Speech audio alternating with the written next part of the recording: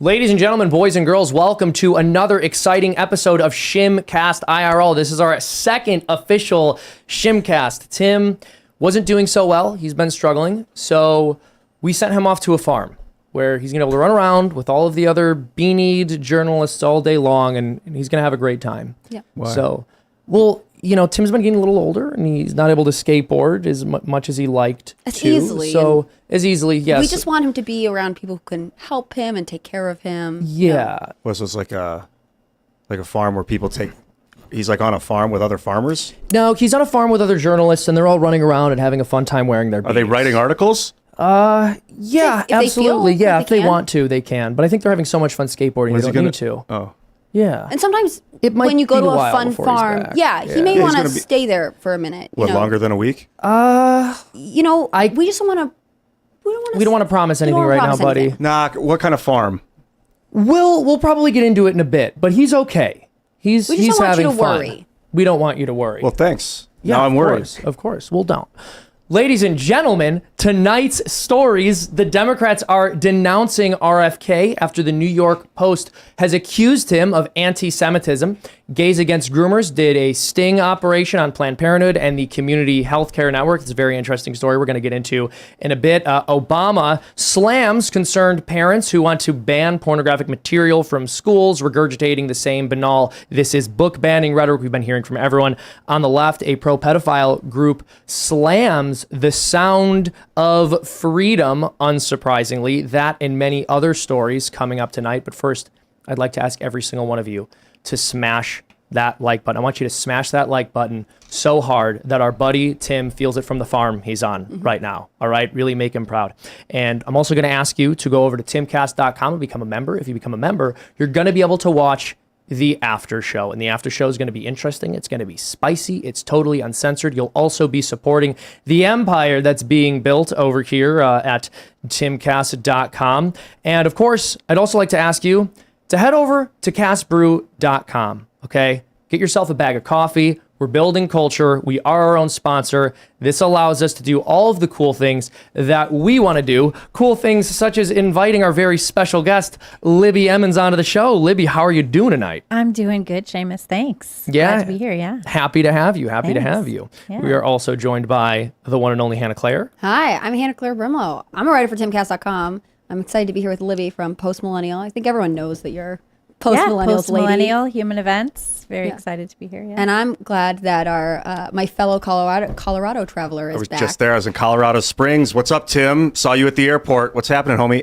I'm hearing vibration through my headset, but you guys said you're not. So if everyone in the not, audience yeah. is not, cool. Otherwise, I'm going to move seats. Yo, I just started my workout today. So I was in Colorado to do this music video. I shot the well. I don't want to spoil it, but basically, I'm doing a body transformation for the music video. And I hit the gym hard, and I'm doing protein. I've got to eat 2,800 calories a day now. Oh, my I went from like goodness. 1,000 calories. I was eating like 1,000. 1,000? I had like an 8% Are you body a baby fat. bird? Yeah, what's wrong? What's going on? I'm just sitting slim silence, you know. So this is new for me. I've been chugging protein shakes and eating chicken for most of the day. But man, it feels good once you get past that 20 minutes after that burn of your bicep. It's just like, you know, you get back to basics, and then you let the calories do the rest, I suppose. I'm glad to hear it get shredded, man. Everybody. I I'm will. excited for the Thank you, music Seamus. video. Thank Yeah. you. It's And gonna I be also great. have to my right the man, the myth, the legend. Serge pushing the buttons. Yes, indeed. Trying to get this working right. Thanks, dude. I'm Serge.com. Hope you guys are well.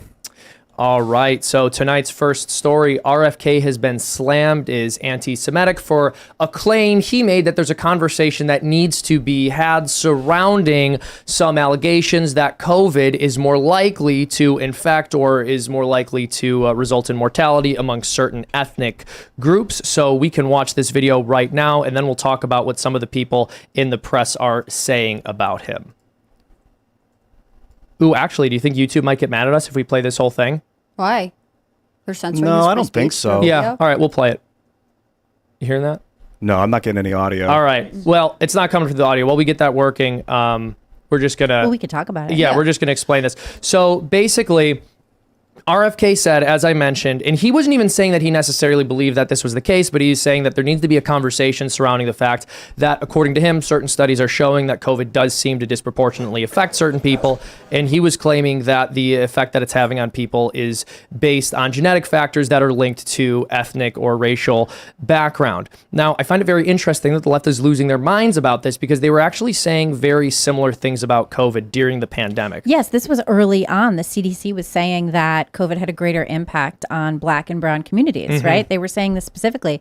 They were saying, too, that if you were not taking COVID precautions, you were not only killing grandmas, but you were racist. Yeah. Because you weren't paying enough attention. And I think it's interesting because they also made this a justification for allowing people of color to take the vaccine first. So this was a Right. There core were tenet. a whole lot of affirmative action style policies surrounding COVID, the implementation of treatment, all of these things. And now you're not allowed to say that? Well, exactly. I mean, they were constantly claiming that the African-American community, in particular the Black community, was being disproportionately affected by COVID. And because of this, we needed to be sure that they got the vaccines first. And so RFK, he's saying something a bit different because he is outwardly making the claim that this is based on genetic predisposition and not necessarily cultural factors. But I don't even know if he's making that claim or if he's just saying that is a claim we have to investigate. Exactly. But what happens when we listen to this, and if you listen to him talking, he starts it off with saying there's an argument that, and then he starts talking that this does this, and this does this. And if you take it out of context, it sounds like he's saying this does this and this does this, but he preempts it with there's an argument that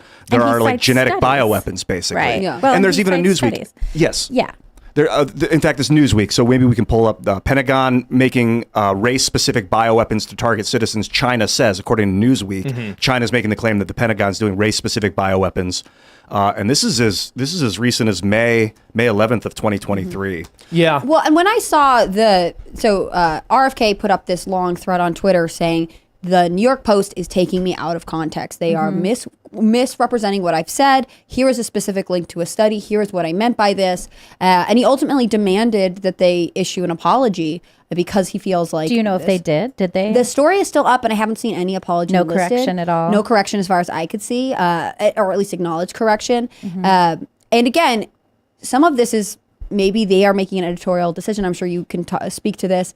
Well, our reporter took this quote and well, what's interesting too is if you look at the headline and you look at the story, they don't really match. No. They don't. So it seems like, I know John Levine wrote the story. I wonder if John Levine wrote the headline or if someone else wrote that headline. I know you guys are in a newsroom, right? Like we have people doing graphics, we have people doing headlines, we have people writing stories, and the graphic, the headline, and the story could all come from completely different people on the, in the same team. And it's all sort of blurbs. You're saying like, oh, this is what it's about. Right. I think it's interesting to me. My first instinct when I see these kinds of conflicts is to say like, wow, RFK really has them on the ropes. They do not like That's this a guy's huge thing, too. perspective. I mean, this is them really starting to launch into the Trump treatment of RFK. So for a while they were saying he's a quack, he's spreading misinformation, he's a huckster, he's trying to sell snake oil and fool people about the medical science for his own personal gain. The typical kind of stuff you hear about anyone who gets labeled a conspiracy theorist by the establishment. But now they're actually moving into this guy's racist territory, right? They're openly referring to him as an anti-Semite simply because he said he wanted to have a discussion about the degree to which COVID seems to have affected different populations. Now, of course, the left was very comfortable having the conversation about the effects COVID had on different populations, again, in 2020, in 2021, when they claimed it was disproportionately affecting the African-American community, the Black community. If there's anyone who can recognize anti-Semitism, it should be the people on the Democrat side because they are really anti-Semitic in a lot of cases. Pramila Jayapal came out the other day and was saying that Israel is a racist state. You have Ilhan Omar, who is decidedly anti-Semitic. It seems to be in a lot of cases what the Democrats accuse other people of doing is the thing that they are doing themselves. All the time. All the time. And there's another element to this which is really important that I want to flag. They're using this term bioweapon, right? They're saying he's a conspiracy theorist. He's saying COVID is a bioweapon. And this is a term that people will generally associate with conspiracy theory. And because it's so bombastic, it sounds frightening. But according to Sir Francis Boyle, the American author of the American implementing legislation of the International Bioweapons Convention, anything created through gain of function research is a bioweapon. This is the legal definition. So if it's created through gain of function research, which many of these institutions are now acknowledging, given that they're saying lab leak hypothesis is more than likely, then it is a bioweapon. That's not a controversial claim. That's literally what the law says. That's literally what the man who wrote the law has said about it. And what the left has done is, guess what? Labeled him a conspiracy theorist, even though he's literally the person who was responsible for implementing that legislation and writing around it. And they're saying he's a lawyer, not an epidemiologist. How can he be saying it's a biological weapon? Well, because whether something's a biological weapon is not a question of epidemiology. It's a question of law. And he literally wrote the thing. This is something that's bothering me right now. So I'm looking at the New York Times article titled Robert F. Kennedy Jr. airs bigoted new COVID conspiracy theory about Jews and Chinese. Is that the article in question? I haven't read the article yet. No, it's a New York Post article. A New York Post. Okay. It looks like these other outlets are picking up the claim. It's like Everybody a game of picked it up. telephone. And to be fair, And you could see it all over Twitter too. Everyone starts coming out saying that RFK is racist and anti-Semitic and hateful and all of these kinds of things. It really was this classic snowball effect where you have, one headline drove everything. A lot of the people who are talking about this story, I wonder if they even read the article or watched the interview or just ran with the headline. I'm looking at the Guardian now. The White House is now chiming in on it. So it's not just news organizations. His sister condemned this statement. But this is the thing that's interesting about RFK's role in his own family. From the get-go, he was the media's favorite new conspiracy theorist, right? The day that he announced, that was one of the first things that came out. He questions vaccines. He's a conspiracy theorist. And, regardless of the fact that you don't necessarily have to take medical advice from a politician, I understand that. It is interesting that this was the brand they were going to use to hurt his campaign from the beginning, and now they're just sort of going back and trying to find more evidence of this. And that's why I think it's an important conversation to have. Was this quote accurately represented in the article? Is he referring to a study? Is he himself promoting false information? Because if you don't know that, it's easy to then to assume he is in fact this deranged person, right? Also, how quickly we forget everything. We forget the beginning of COVID. We forget all of these conspiracy theories that, as they were called, about the lab leak and everything else that have proven out. Yep. Do you know what I mean? No, that have proven to be true. Yeah. Absolutely. Well, but there's another element to this too. There's a couple things I want to mention here. Firstly, this strikes me as RFK having his Jewish space lasers moment. So for those who don't know, Marjorie Taylor Greene is constantly slandered as having said there are these Jewish space lasers. It's total nonsense. It's not what she Before said. she was ever elected to office, she made a very long Facebook post where she was saying things which, by the way, I'm not defending, I don't agree with, but she was basically saying that she thought that forest fires were started by, or potentially started, she basically floated the question they may have been started by a satellite, which was funded by organizations that people claim it is anti-Semitic to criticize.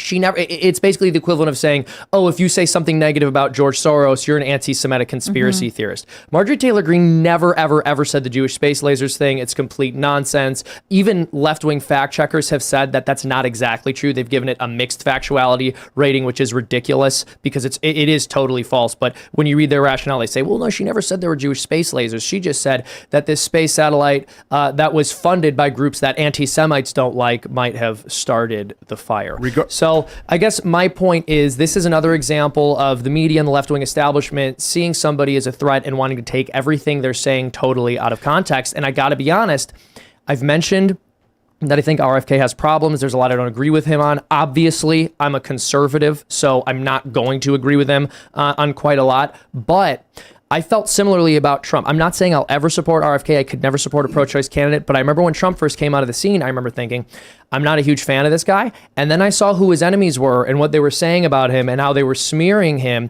And I began to warm up to him. So the media is playing a very dangerous game if their goal is to get people to hate RFK. Because the American people know at this point that if you're an enemy of the press, you're a friend of the people. Yeah, I think that's so true. Well, and if you're an enemy of the Democrats, you're probably a friend of the people too.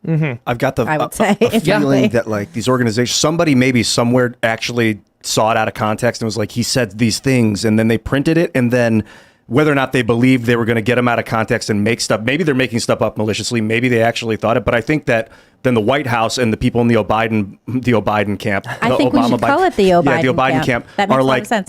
let's go with it.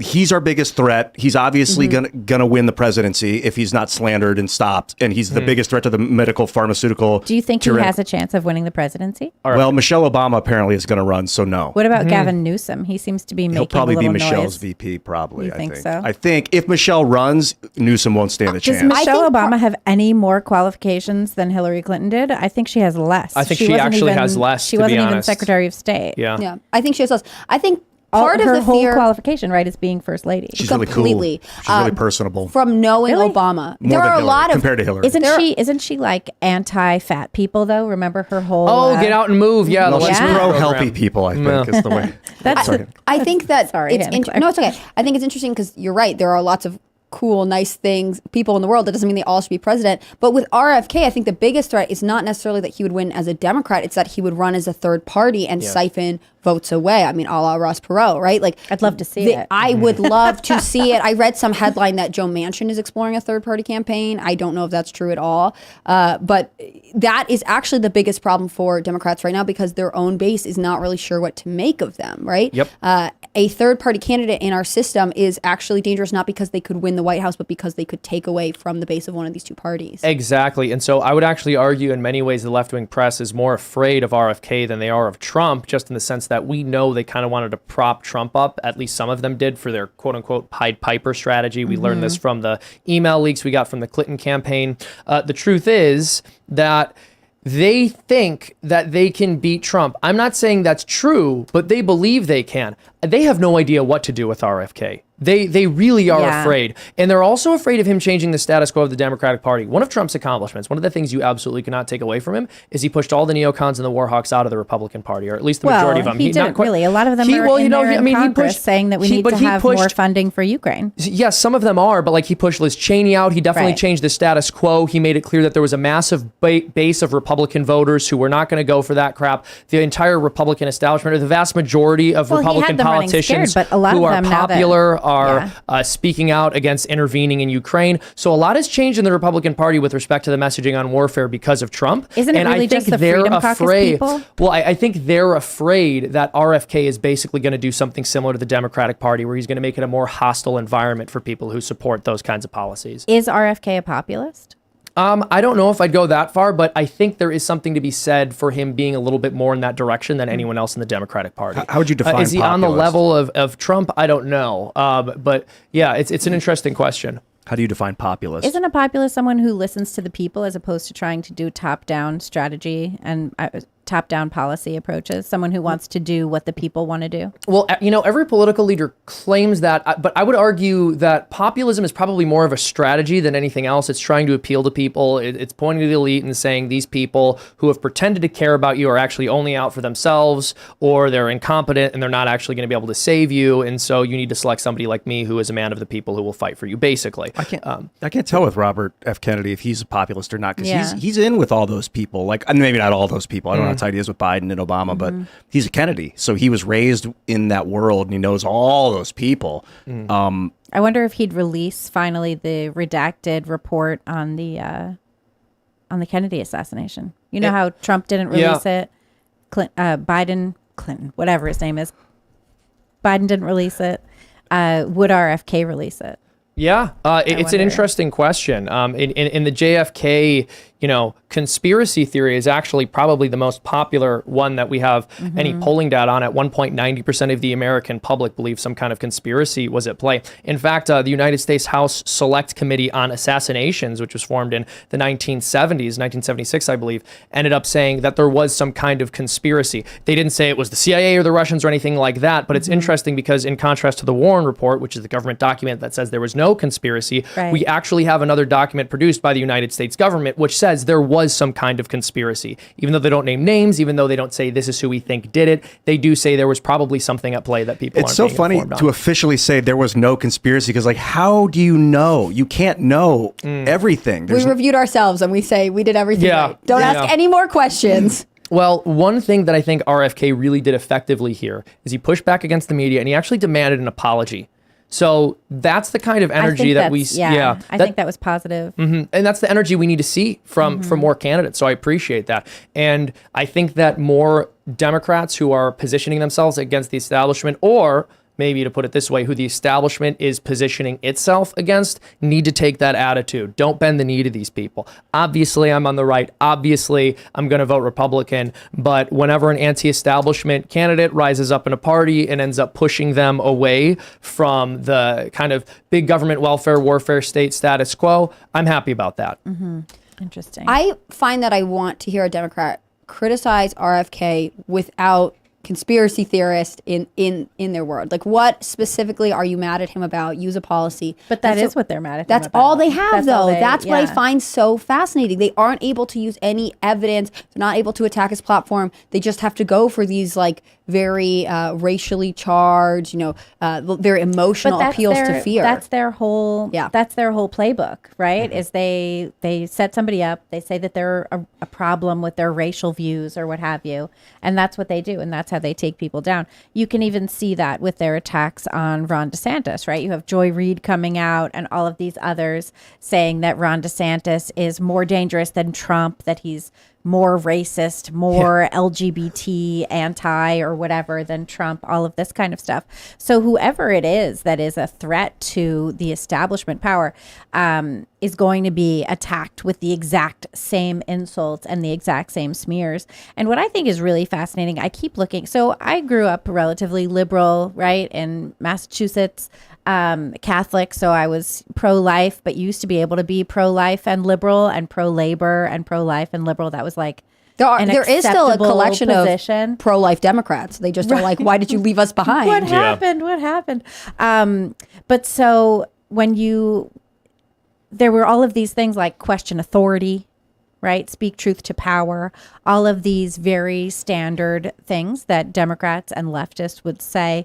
And now they refuse to realize that they are the establishment. They are the ones in power. These are the views that are, taking charge, that are shaping the country. And they still act like they are oppressed. Yeah. You have Joe Biden going out there like, saying basically that the LGBT community is oppressed, but their flag was at the White House bigger Exactly. than the American flags. He goes out and speaks more about transitioning kids than he does about what people actually need in this country. Absolutely. And speaking of transitioning kids, Gays Against Groomers recently did a sting operation where they had somebody pretending to be a 14-year-old girl claiming to be trans, called Planned Parenthood, who then referred her to a community health care network for help.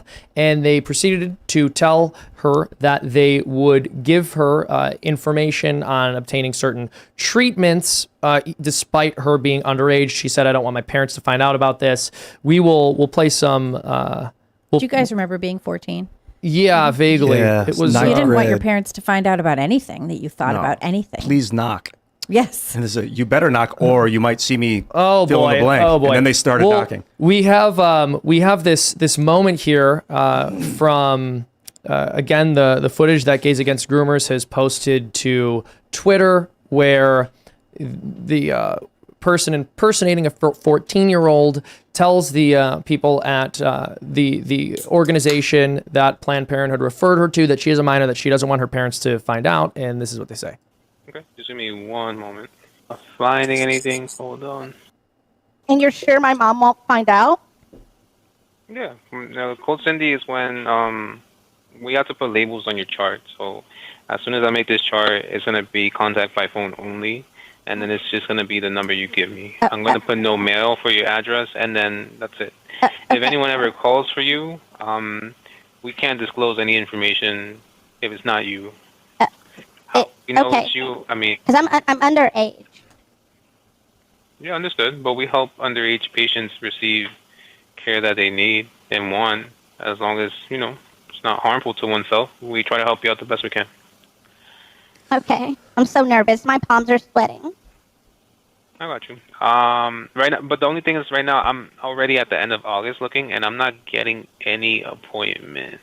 All right, so you guys get the picture here. Basically, this person's underage. They're saying they don't want their parents to know about the treatment that they're seeking out. And this person is saying, don't worry, we won't tell them. It's a code Cindy. Now, I want to point something out because I'm sure a lot of apologists for Planned Parenthood are going to make the claim that this wasn't Planned Parenthood saying that she should do this. They were just referring her, which is kind of an interesting point because Planned Parenthood has claimed for decades that they perform mammograms and give women mammograms when they actually don't have a single mammogram on site at any of their clinics. They just refer women to clinics where they can get them. But of course, we know they're going to embrace that double standard and say, no, we weren't actually providing any of this care. We were just telling this person where we could get or where they could get it. That said, maybe they bite the bullet and they say, this is affirming care. They absolutely needed it. It's abusive and horrible not to give it to them. I also wonder if this organization that she was referred to is going to say, oh, well, when we said we wanted to give her medical care,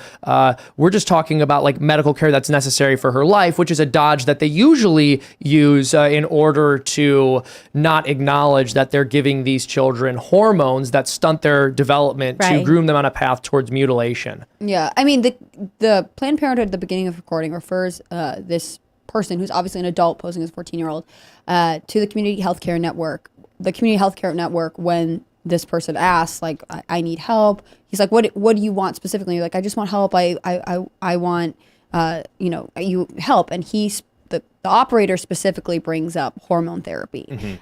So they are all aware of what a minor who identifies as transgender may possibly be seeking out, or they're aware of what specifically to offer. They do mention mental health care as one of the services they provide. They also mention medical intervention in the form of hormones. Yeah. And I find it interesting that we would have anyone trying to deny this, right? Like, why, when you have this kind of recording, wouldn't you just double down on like, well, we're supposed to be doing this? Like, this is where this kind of logic falls apart to me. That's what happens, right? First they say we're not doing it. Then they say we are doing it and it's good. Yep. A similar thing happened when Libs of TikTok called, I forget what the name of the hospital was, but it was a children's hospital. This was last summer in Washington, D.C. Boston was the first thing. And that whole thing was very interesting because Post Millennial did some reporting about what was going on at Boston Children's Hospital. We had the intake forms. We had the forms that said vaginoplasty would be performed on young men at the age of 17. We had these on the actual documentation from Boston Children's Hospital. The one for young women to have phalloplasties, right, was at 18.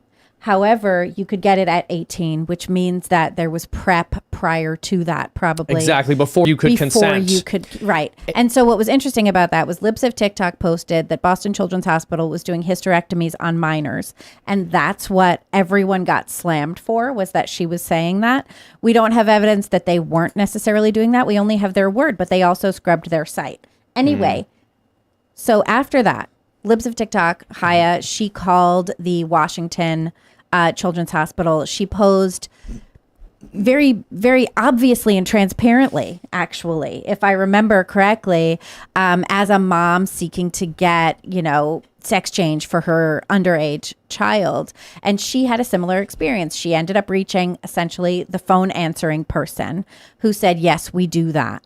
Right? Who said, like, yes, we can take care of that. We could do, I believe it was double mastectomy kind of stuff like that. And now we have another situation like that. And again, this will come out where they're going to say that this is a good thing to do because I think so. Because gender drugs are life-saving. And it's the manipulation of language. We had a mom actually pose, this was like a year or so ago, getting involved with the Trevor Project, posing as a 15-year-old with gender dysphoria.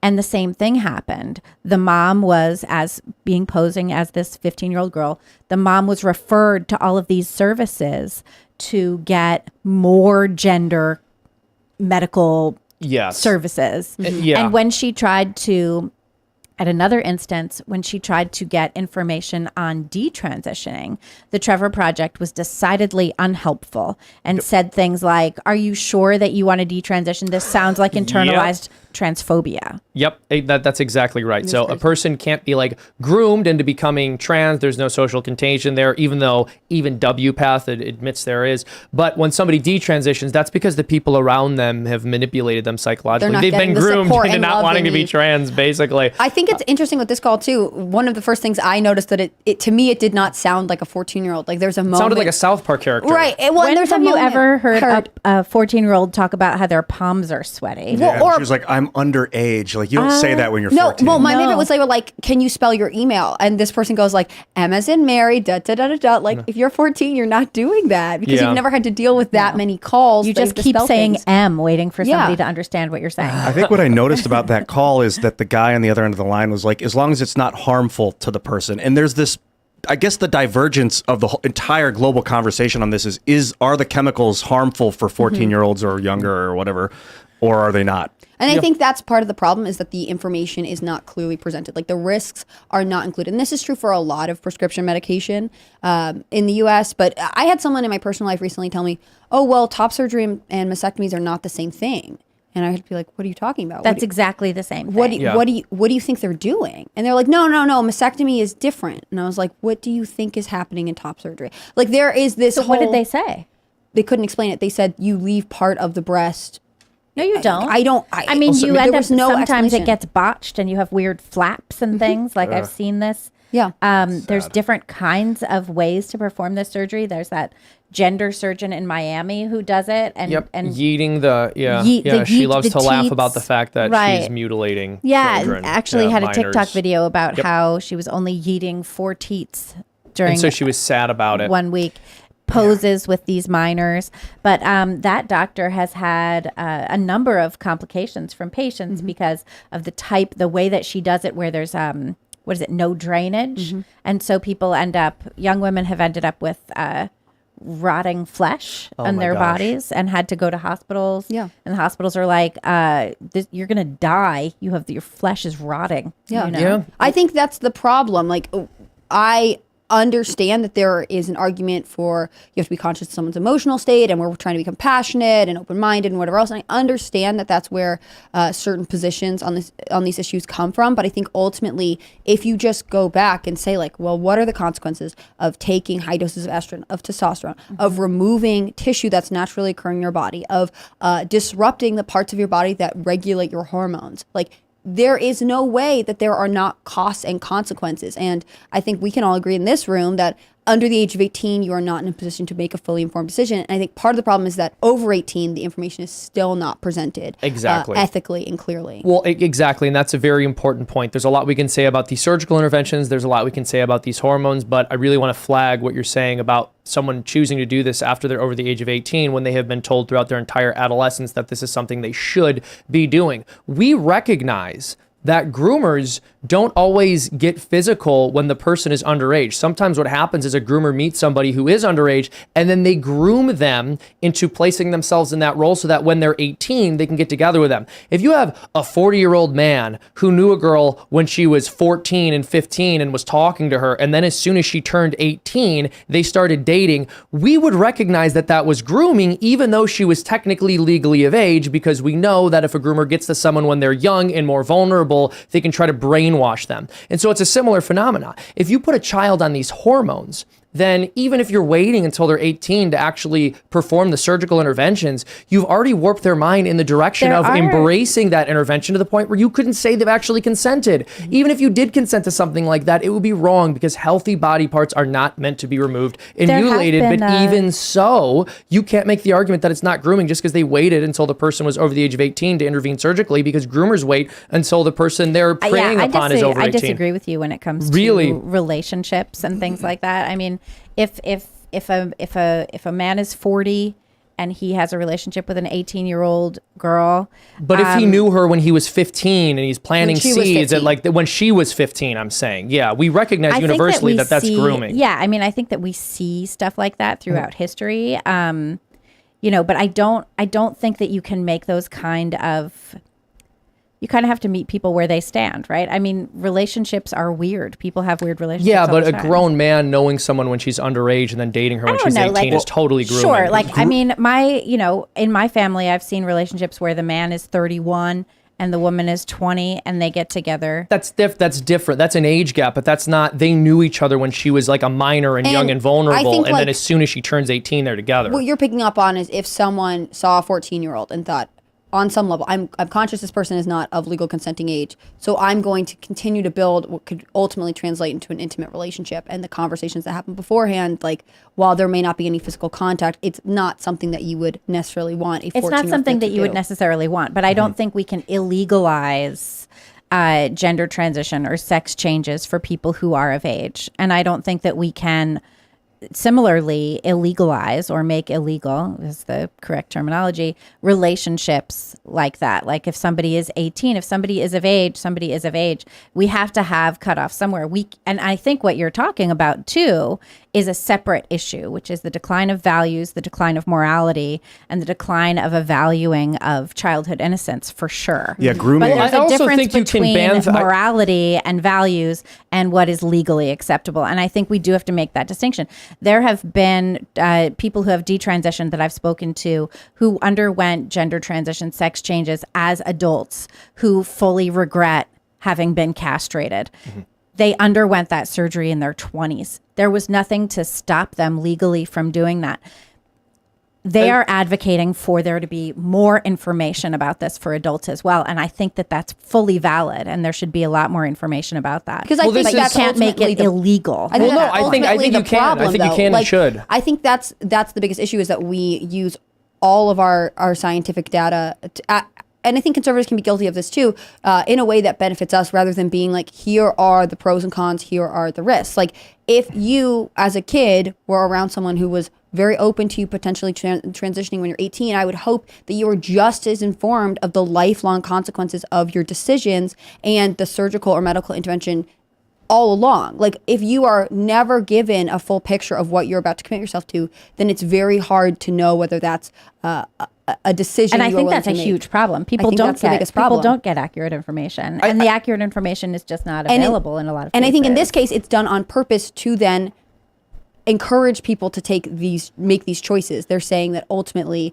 these things will make you happy when we know that doesn't bear out, and we know that there are consequences all along. Yeah. Well, kind of from a wider view, just beyond like transitioning and sexual stuff, like grooming in general isn't necessary. It's neutral. Like you groom someone to become something, and whether you could groom them to become some healthy adult, a parent grooms their child to become a successful parent.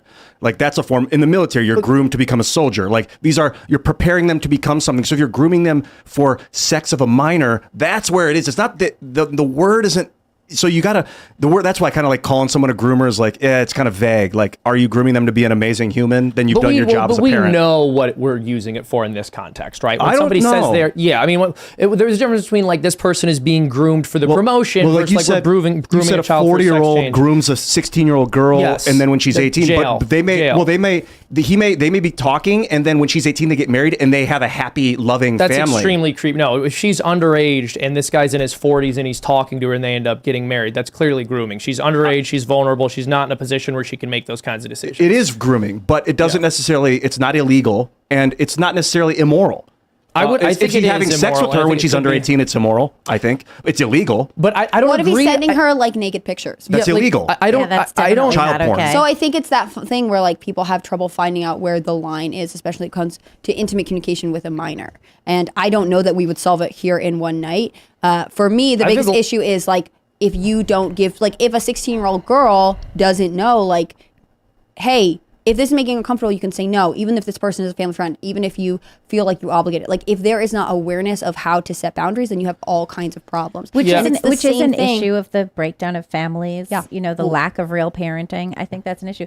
I got yelled at on Twitter the other day because I called a teacher a groomer who was telling a 10-year-old to delete an email discussing gender identity stuff, and the teacher was like, delete this email so your parents don't see it. And I was like, this is what a groomer looks like. And everyone was like, that's not a groomer. I'm like, no, groomers pretty ask much you to is." keep secrets from your parents. Exactly. And that's a huge part of it. And I think that's true in all of the circumstances I mentioned. And I think you can ban it. I think you can have laws against it. And I would. And I also don't like the idea that, it's okay for someone to have this surgery, the day they turn 18, but the day before they turn 18 when they're 17, this surgery is awful. It's awful either way. You shouldn't be removing healthy functioning parts of someone's body. It totally negates the purpose of medicine. Of it. I do think that at a certain point we have to let adults make stupid decisions. But an adult making a decision to prey upon a vulnerable minor is not a decision we should allow an adult to make, because now a minor's involved. That's a different thing. And so if someone isn't 18, if someone's a minor and they're talking to an adult, and then as soon as they turn 18, they're together, it's like, there was also that's an this instance of weird grooming. thing. Did you see, remember that show, the Jazz Jennings reality show? Yeah. I am Jazz. I never saw it, but I'm familiar. So we had a reporter looking into it last year, and she found that Jazz's father was saying, no, you can't get a tattoo because it's too permanent. And then in the next scene, they were talking about cutting Jazz's dick off. Jeez. Yeah, it's the whole like thing's that disgusting. cognitive dissonance is wild. This I mean, culture, this is the same. Sorry, go ahead. of people with that hate themselves or that are sad to be what they are is terrifying. I don't know where or why. Is it from video games and people being stuck on the internet and thinking they're just not in touch with their body because they're on the machine? I think it's the culture of social media that tells you you're supposed to be seeking affirmation all the time from the outside world, right? I think that's a big thing. I mean, if you think about what are pronouns, if not saying what you think of me matters more than what I think of myself or what reality is, there's this constant effort to get other people to view you in a certain way to give you justification and satisfaction. And I remember growing up with the idea that it really didn't matter what other people thought. And so, expressing yourself sort of in a punk rock way or whatever had more to do with saying, I don't care if you think I am ugly now. Yeah. And now it's very much like if you express yourself the way you want to, and then people don't celebrate it, then... Because now you're supposed to say, I made myself look ugly, but you have to tell me I'm beautiful. That's weird. Yeah. It feels like the crowd is grooming the social media influencer. Like the influencer makes the post, and then all the comments, if they're reading those comments are grooming them to become what the commenters want. Well, You get like isn't that AI what it was? making It was comments. Tumblr. Tumblr was a huge place for early gender transition Helena conversations. Kirshner talked about that. Yeah, that was a huge deal. And I think we still see stuff like that, whether it's on platforms that I certainly I'm not savvy in, like Snapchat and TikTok, Discord, whatever the other ones are. I've got this feeling that Seamus is about to blast us over to a new story. Are you? No, yeah. Well, I mean, it's relevant, but basically, in light of all of these things you guys are bringing up about the fact that this is externally imposed, the culture tries to send messages to people. We have former President Barack Obama, Michelle's husband. Oh no, this is first former man. President Barack Obama. I've always wondered what he's up to. He could be the first man. I will say, suppose. while you set Obama up that story, criticizing the I'm going to books. say the cognitive dissonance is so real. It's the same thing that bothers me when you say, like, hey, I don't think someone under the age of 18 should be at a drag show. Someone can be like, that's life or death. How could you say that?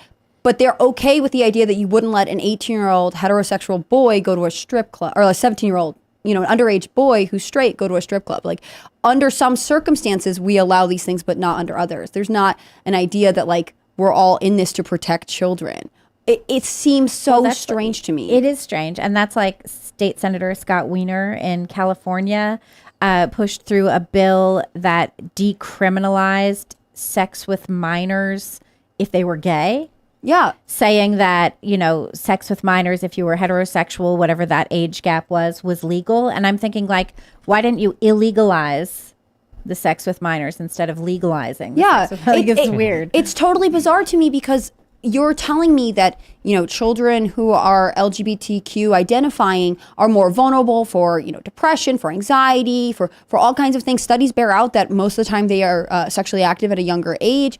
But yet... There's also a lot of abuse, I think. There's tons of abuse. They're vulnerable in all sorts of ways. But yet, when you can take steps to protect them, you're saying, actually, no, they need to be exposed to these things. Like, how can you not see that is bizarre, especially since you wouldn't treat straight children that way. Right. Yeah. Right. Well, we've got the story queued up now. Apologies. But in an open letter to librarians, former President Barack Obama spoke out against the, quote, profoundly misguided book bans in school libraries. So the former president wrote an open letter to American librarians. And he appears in a TikTok video decrying right-wing censorship push. Now, I've mentioned this before. All of the rhetoric you're hearing about right-wing censorship in book bans is basically the left complaining about the fact that conservative parents have said that pornographic material cannot and should not be shown to children in public schools. And by the way, even the articles that claim to be sympathetic to this position, that these are book bans, acknowledge that this is a movement which is being led by parents. Parents Right. are the ones saying, do not show this content to my children. It is not right-wing special interest groups saying, if you show this book to children, it will expand their minds and it will reduce our control over the hegemonic narrative. It is literally parents saying, don't show porn to our children. And the Right. books that they are defending are pornographic and have pornographic content in them. So in the letter, Barack Obama called it profoundly misguided. He said that books, including controversial books, shaped his life. Barack, I hope these kinds of books are not the ones that shaped your life. He said it's no coincidence that these banned books are often written by or feature people of color, indigenous people, and members of the LGBTQ community. Interesting. Is he alleging that there are books being banned because there are indigenous or black people in them? It's the most ridiculous thing I've heard in my life. That's exactly what he's alleging. That's what he's alleging, but this part here is operative, right? This is the key, the LGBTQ plus community. I agree, Brock. It is kind of a weird coincidence that all of the books that are being banned because they have pornographic content in them are being supported by the LGBT community and your party. Maybe don't own that so loudly. What do you guys think? I think one thing that's interesting is a lot of these books, and I've spoken to Moms for Liberty about this, and about the different books and different moms who are like, you know, we don't want genderqueer, we don't want flamer, we don't want a lot of these books. A lot of them are actually graphic novels. And I wonder if it would be, if anyone would even notice if they were not graphic novels, because that's where you see this. You see, you know, lesbians filleting a strap-on and genderqueer.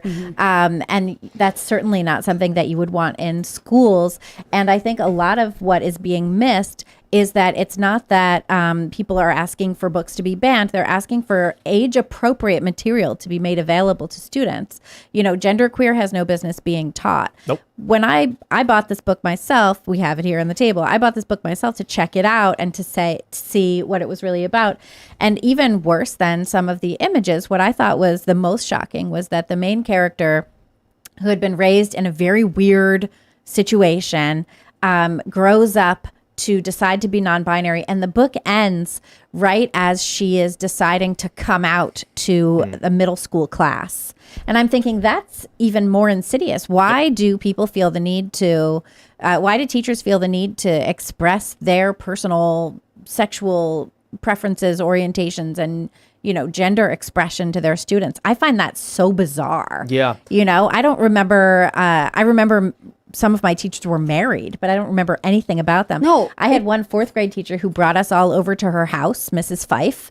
And I remember even thinking at the time, like, this is weird. Why are we at Mrs. Fife's house? Yeah. Like, this is very bizarre. I want to return to the time where, like, when you saw your teacher in the grocery store, you were like, you exist outside school? Yeah, exactly. Like, Right. what is I prefer happening that here? as well. And it's not because they're not human and have their own lives and can do whatever. It's just because that's the setting in which children know them. Like, I want them to feel like there is a certain relationship in school, and I don't like the idea that you would blur the lines for your own emotional gratification, right? the other thing, too, is, I'm sorry. Oh, I was just going to Yeah. say, like, the Pope had this interesting comment on people having dogs, and I'm going to misquote it, and I know there are Catholics Instead in of the children, room. yeah. Yeah, Pope he was Francis saying, like, said the this. reason This is one that of his based quotes. one of the reasons you like people have dogs is because there's less emotional work in this relationship than having children. And I think there is something similar that's happening here where it's like, I specifically want children to be like, wow, we love you anyway, whoever you are, because children are innocent. And when you feel like you have gotten gratification from them, there is some sort of secure trapped audience effect there. again- and I think that should be Well, something also, we these don't are teachers encourage. who never properly grew up. You know, they're That's a seeking huge part to of it. Are these the role maintain model their that you want your kids own- to have? Well, Yeah, I mean, look, childlike state. when I was a kid, which wasn't that long ago, but when I was a kid, you didn't even know your teacher's first name. The idea that your teacher is telling you about all the perverse sexual things they're doing behind the scenes is totally insane, but we know why it's happening, right? This is grooming. They want children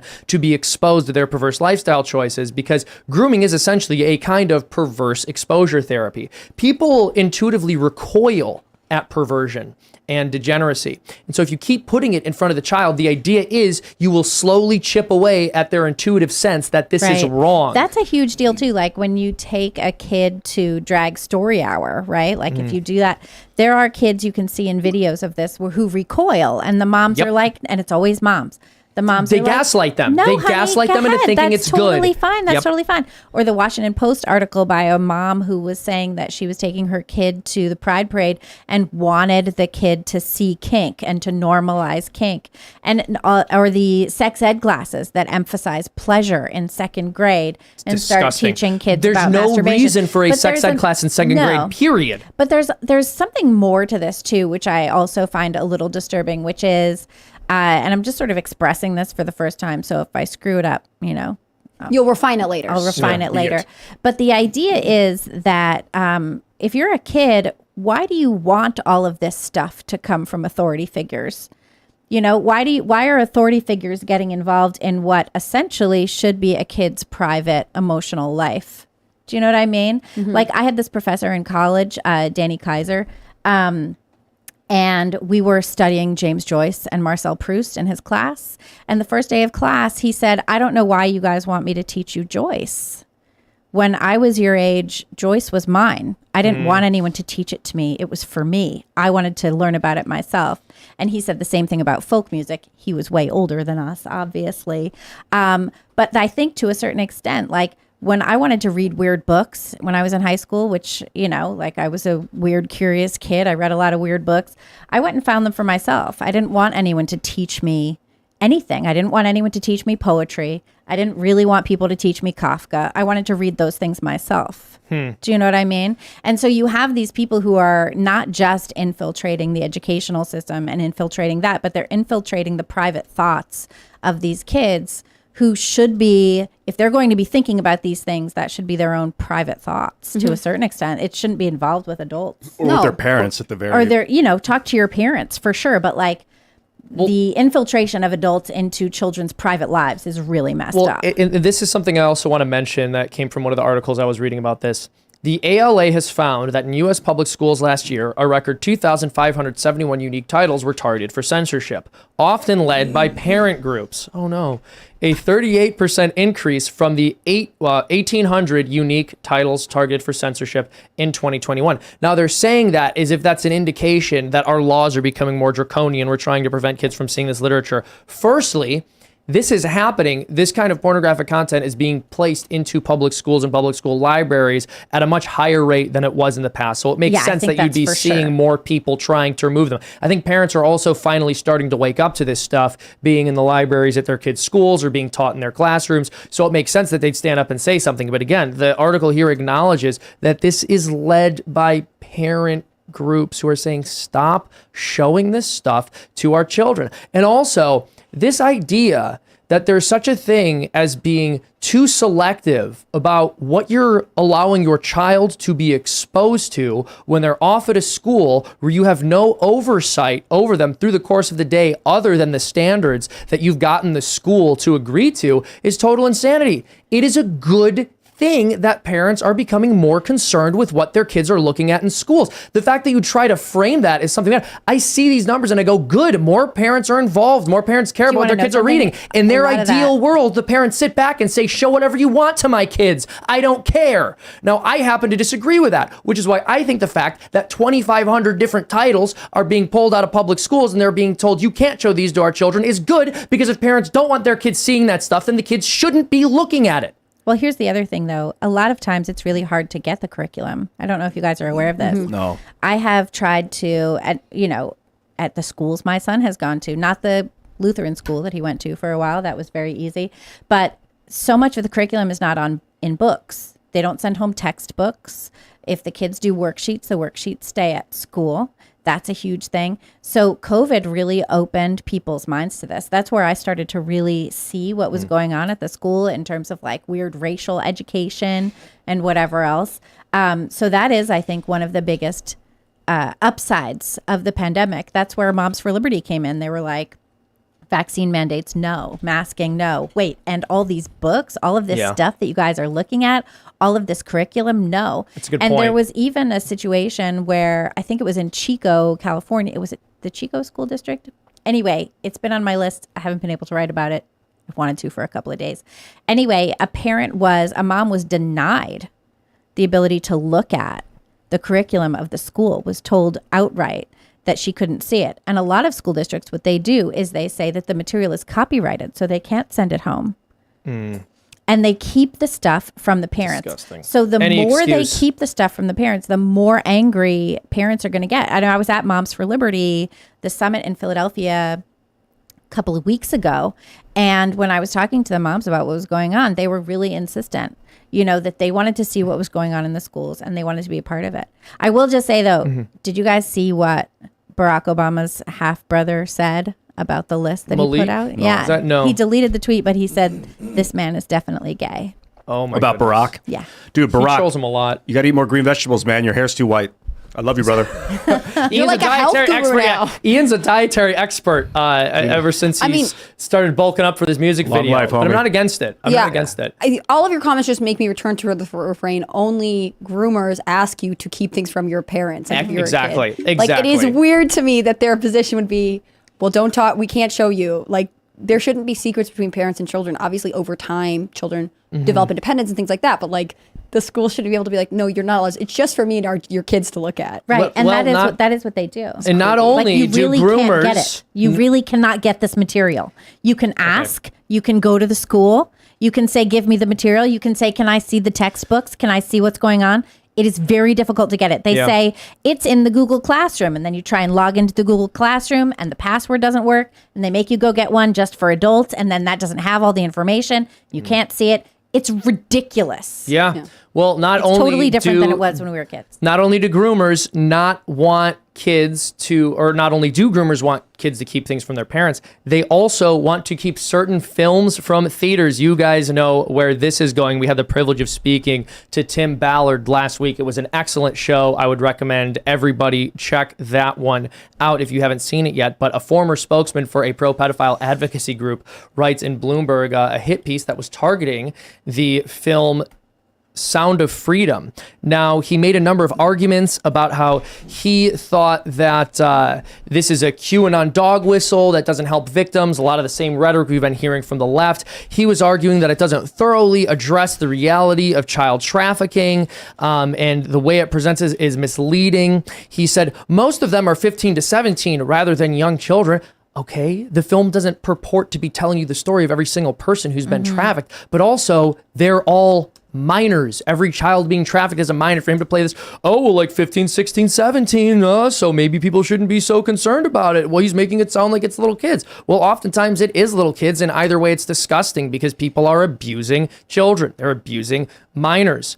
He also mentions that in 41% of cases, a family member is involved. That's perfectly fine to point out, but again, this film is about global child trafficking rings. It's a different story. It doesn't claim to be representative of every single instance of abuse that occurs. Now, part of what's very interesting about this particular story is he's a former spokesman for an organization which tries to which tries to legitimize pedophilia, basically, by insisting that pedophiles be referred to as MAPs, or minor attracted persons. This is a phrase that he has argued that people should be using. So I will open it up to all of you and get your opinion. Yeah, there's even a support group by Prostasia for people over the age of 13 to discuss their pedophiliac tendencies. With adults? Yes.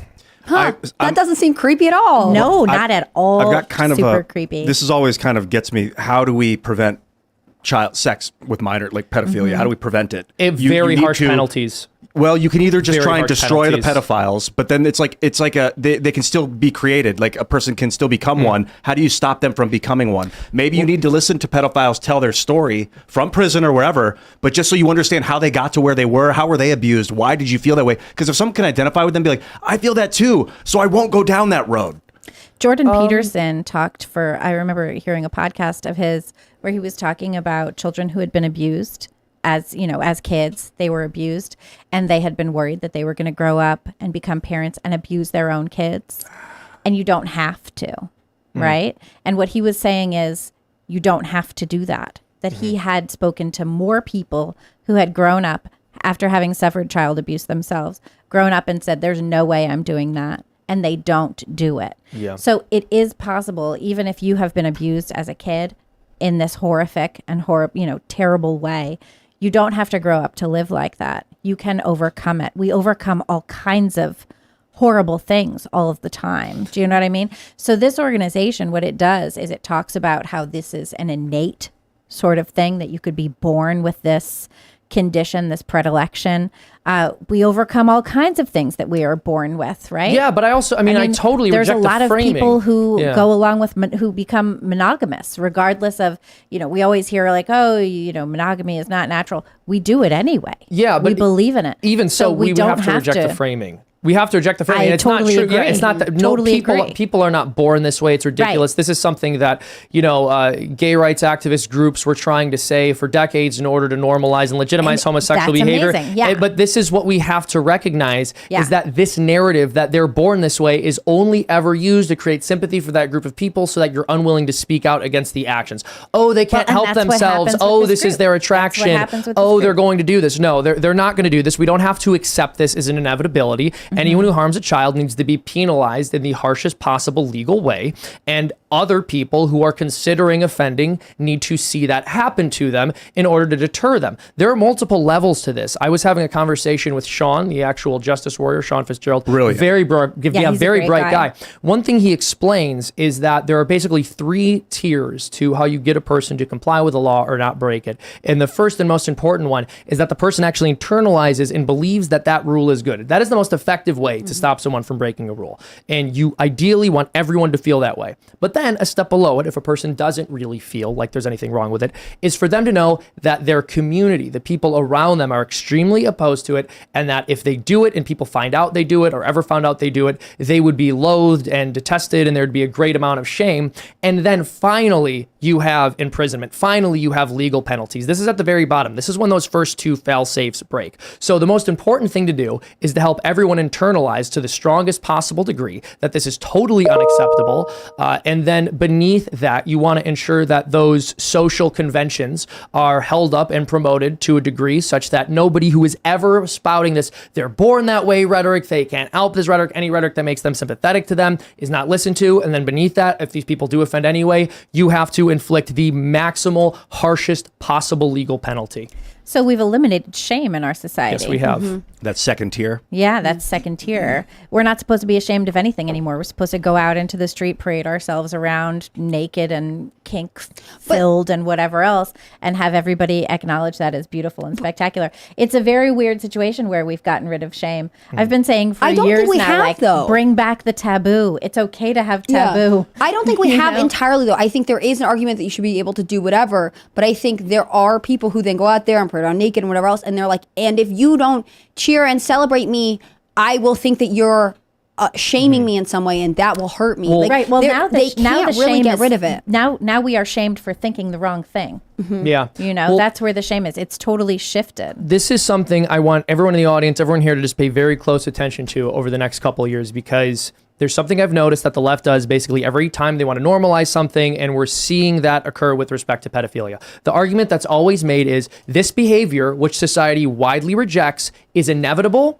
Some minority of people are going to do it anyway, so we have to ensure that we have a more empathetic approach to ensure that it's done safely or only done in small doses, or there's some way to accommodate these people so that we don't see all of the disastrous effects that occur. Now, of course, that's not possible. You have to stop people from doing it. You can't mitigate the disastrous effects of something so disgusting through some means of employing an empathetic understanding of why the person did it, right? You just have to put your foot down and say, no, we're not accepting this. That said, That said, what the left always does and what they have done is once they get people to say, okay, it's an inevitability, there's nothing we can do about it, what of course happens is it becomes more socially accepted. And once it's more socially accepted, you get more of it. So the left-wing argument is constantly, we won't get any more of this thing if we normalize it. The people who are already going to do it will just keep doing it, but they'll do it safely and there will be less harm. That's not true. It's never been true. Every time they've ever made that claim, we've gotten more of the thing that they claimed would be prevented if we just gave it an outlet. You know what some so of the they say things there's are? a pressure valve. They say we need a pressure valve to allow this behavior. Do not listen to that argument. Don't give them an inch, because if you do, we're going to end up in a country where this stuff is totally accepted by everyone and you lose your job for saying it's wrong. Well, we did that with sex. Remember, teens are going to have sex anyway. Absolutely. So let's just make sure we give them birth control so that they can do it safely. Or kids are just going to try drugs anyway, so let them try it at home with their parents. Or kids are just going to drink anyway, so they should just drink at home with their parents. And all of these things have become super normalized. I think, though, regarding a social pressure valve on pedophilia, that something like that, not that doing it is what relieves the pressure, but that understanding it. Because if you're abused when you were little and you see now the adult that abused you breaking down, sitting maybe in a prison cell or wherever, just losing it, uncontrollably sobbing about how they were abused as a child and explaining it and being honest about what they've done, that might bring you some sense of relief. I don't think so. I think it's going to be more traumatic. I'm not against, it might be. I just want to say one thing here. But sometimes trauma can lead to relief. I'm not totally against researching and talking to pedophiles from prison and saying, like, how did we get to where we are, right? But I don't think that mitigates the fact that there have to be harsh punishments, right? Like, if your house caught on fire, you would want to know the cause. If it was an electrical thing, you would want to know why, so we could prevent it in the future. And I understand that there's a desire to come to a place of compassion, but like, if you were abused and your abuser then cries in jail and says, I was abused, are you then obligated to feel empathy for them when they did something bad? What about for you? rapists and murderers? Like, exactly. Everyone Should we goes, normalize those things because some people are like some like people you who did it are sad, right, and or some They people should who be did sad. that had a tough time. Well, no, and then you I also define have Hold on, there's a but you point I also really have to make here, which is that because I It is tried to make this, Timcast but it's after all. Timcast, and I tried to say this I before understand. Hannah Claire was speaking, but I think the emphasis nowadays is put on us understanding why the criminal did this. The emphasis should be on getting the criminal to understand why what they did was disgusting and should never be tolerated. But I'm concerned with the child that was abused growing up to become an abuser, and how do we help the child? Once you become an abuser, our only concern was how do we lock you away from everybody else and get you to stop. And the thing is, we don't know how we can get people to stop doing it. So what we just have to do is lock them up away from everyone else so that they're not capable of doing it. Finding some way to neutralize the threat. I know you agree we should lock them up. I do. Yeah. And I don't think it's impossible to understand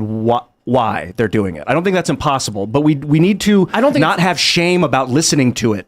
Well, I think we do understand why they do. I think they do it because they're twisted perverts who get a sexual thrill out of harming children. We know why they do it. A lot of times they're abused when they're little. And that cycle. That's true, but I think, people will say that to get empathy for them, but if someone did that to you as a child and you pass that pain along to someone else, that makes it even worse.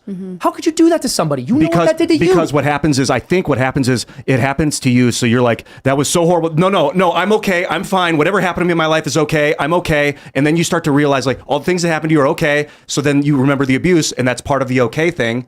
And then it's like, no, I'm okay. It's okay. But it doesn't have to be that way. And there's I think that I think a lot of it has to do with the breakdown of morality as well. And this lack of understanding that there are appropriate ways to live. It should not be a relativist society. And that's a relativist perspective. Like, this thing happened to me, so I'm going to inflict this pain on someone else. We see that with hazing, right, in colleges. And you see, like, fraternity hazing. And so the freshmen get beat up by the upperclassmen or whatever. I don't know. I never was part of any fraternities. And then that becomes a normal thing and people do it. It's still illegal. People still die from hazing. Even in relationships, when one person yells at the other person, then the other person feels like they're allowed now to yell back. And it's like you've created a cycle, and at some point you've got to break that cycle. And the way you break the cycle is by locking all of the people who do that up, so they can't harm anybody else. You just break up with the person, and because I'm talking about the situation. Well, El Salvador, didn't they? I would actually say yes. Yeah, if you're in a relationship, you think they're absolutely. unrecoverable? I think if you're in a relationship with somebody who yells at you, absolutely. You think it's unrecoverable? I wonder about that. But break up. I mean, there's a different question if you're married and have committed. It's very different. It's very different. But my point is, is we still draw a line at some point and say, if we want this thing to stop, we have to stop it. And if we want pedophilia to stop, we have to lock them up. They have to know that they will receive the harshest possible penalty for their crime. That will stop the pedophile, but it won't stop pedophilia. But I think part of I'm the argument interested is in saying stopping like pedophiles. I mean, like one if at a time, if right? that pedophile is still in jail and they're still a pedophile, I guess in that sense you haven't stopped pedophilia, but you've stopped children from being abused. And that's what's most important. Like those kids aren't being I don't abused. know. If a kid just... See, that's the... Oh, man, I feel like we're going in circles. Were you about to say something? Oh, I was just saying, I think it goes back to Libby's point. I think as a society, we need to decide that there are some absolute hard lines that we will not cross. And for me, pedophilia is obviously one of them.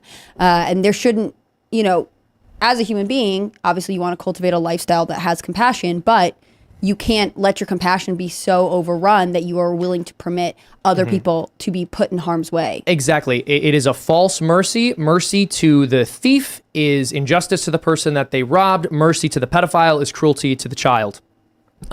That said, we've got another interesting story here. This one is a little bit lighter. I know we've been talking about a lot of dark topics tonight. This is a dark topic, but it's so ridiculous that it seems like something that might have come out of an Onion article, which is part of why I wanted to share it with all of you, since this is Timcast. And, maybe we should lean into the comedy a little bit more. But I was going to say, this has not been a very comedic episode. This has been a very dark episode. We're talking about important issues. And this is also, to be clear, an important issue.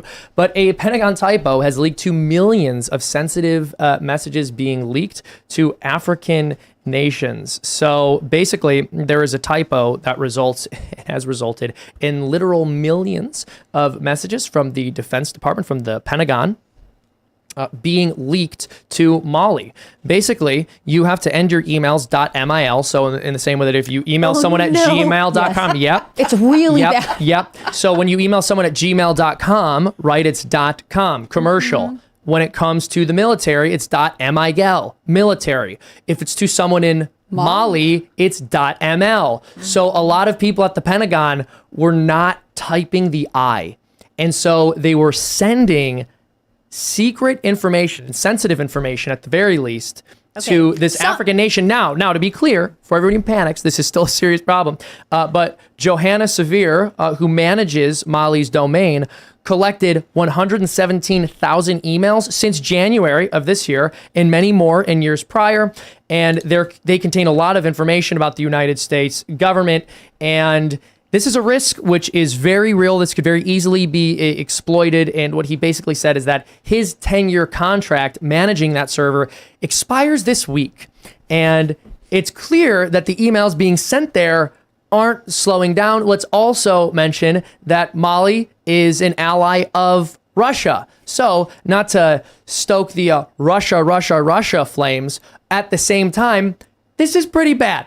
What do you guys think? I think they should have had it as .military US. That's not. So you cannot mistake. You cannot accidentally type the wrong .something. You have to maybe they very didn't- explicit word. They probably Military didn't think UK that and the the Brits people get who it. worked at the Pentagon were so horrifyingly inept and stupid.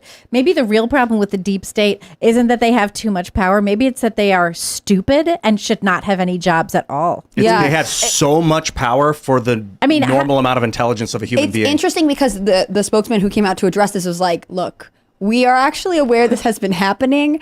And the thing is, we have no way to fix it because basically they can't change the .mil. So they just need to send out a Pentagon-wide email being like, please be very careful because there's no, he was saying there's no technical roadblock here. I don't know if that's actually true. I'm not an information technologist by any means, but it is interesting that ultimately our national security comes down to bureaucratic error. Well, don't so many things come down to bureaucratic error? Yeah. If you look at, the Biden administration, they're sending out these executive orders to do all kinds of things, get the agencies to do all of this kind of stuff. And it is just bureaucracy. It's bureaucrats trying to figure out the best way to implement these things. Like, look at HHS, right? They're like, oh, okay, we're going to implement trans policy by forcing insurance companies to cover all of these different kind of surgeries. The agriculture department is like, we're going to stop paying for free lunches for school kids if schools don't allow boys to use girls' bathrooms. That's what we're going to do. So it's a massive amount of ineptitude and failure from these people who all went to nice state schools and now have jobs that they don't want to lose. And it turns out that they're idiots and fools.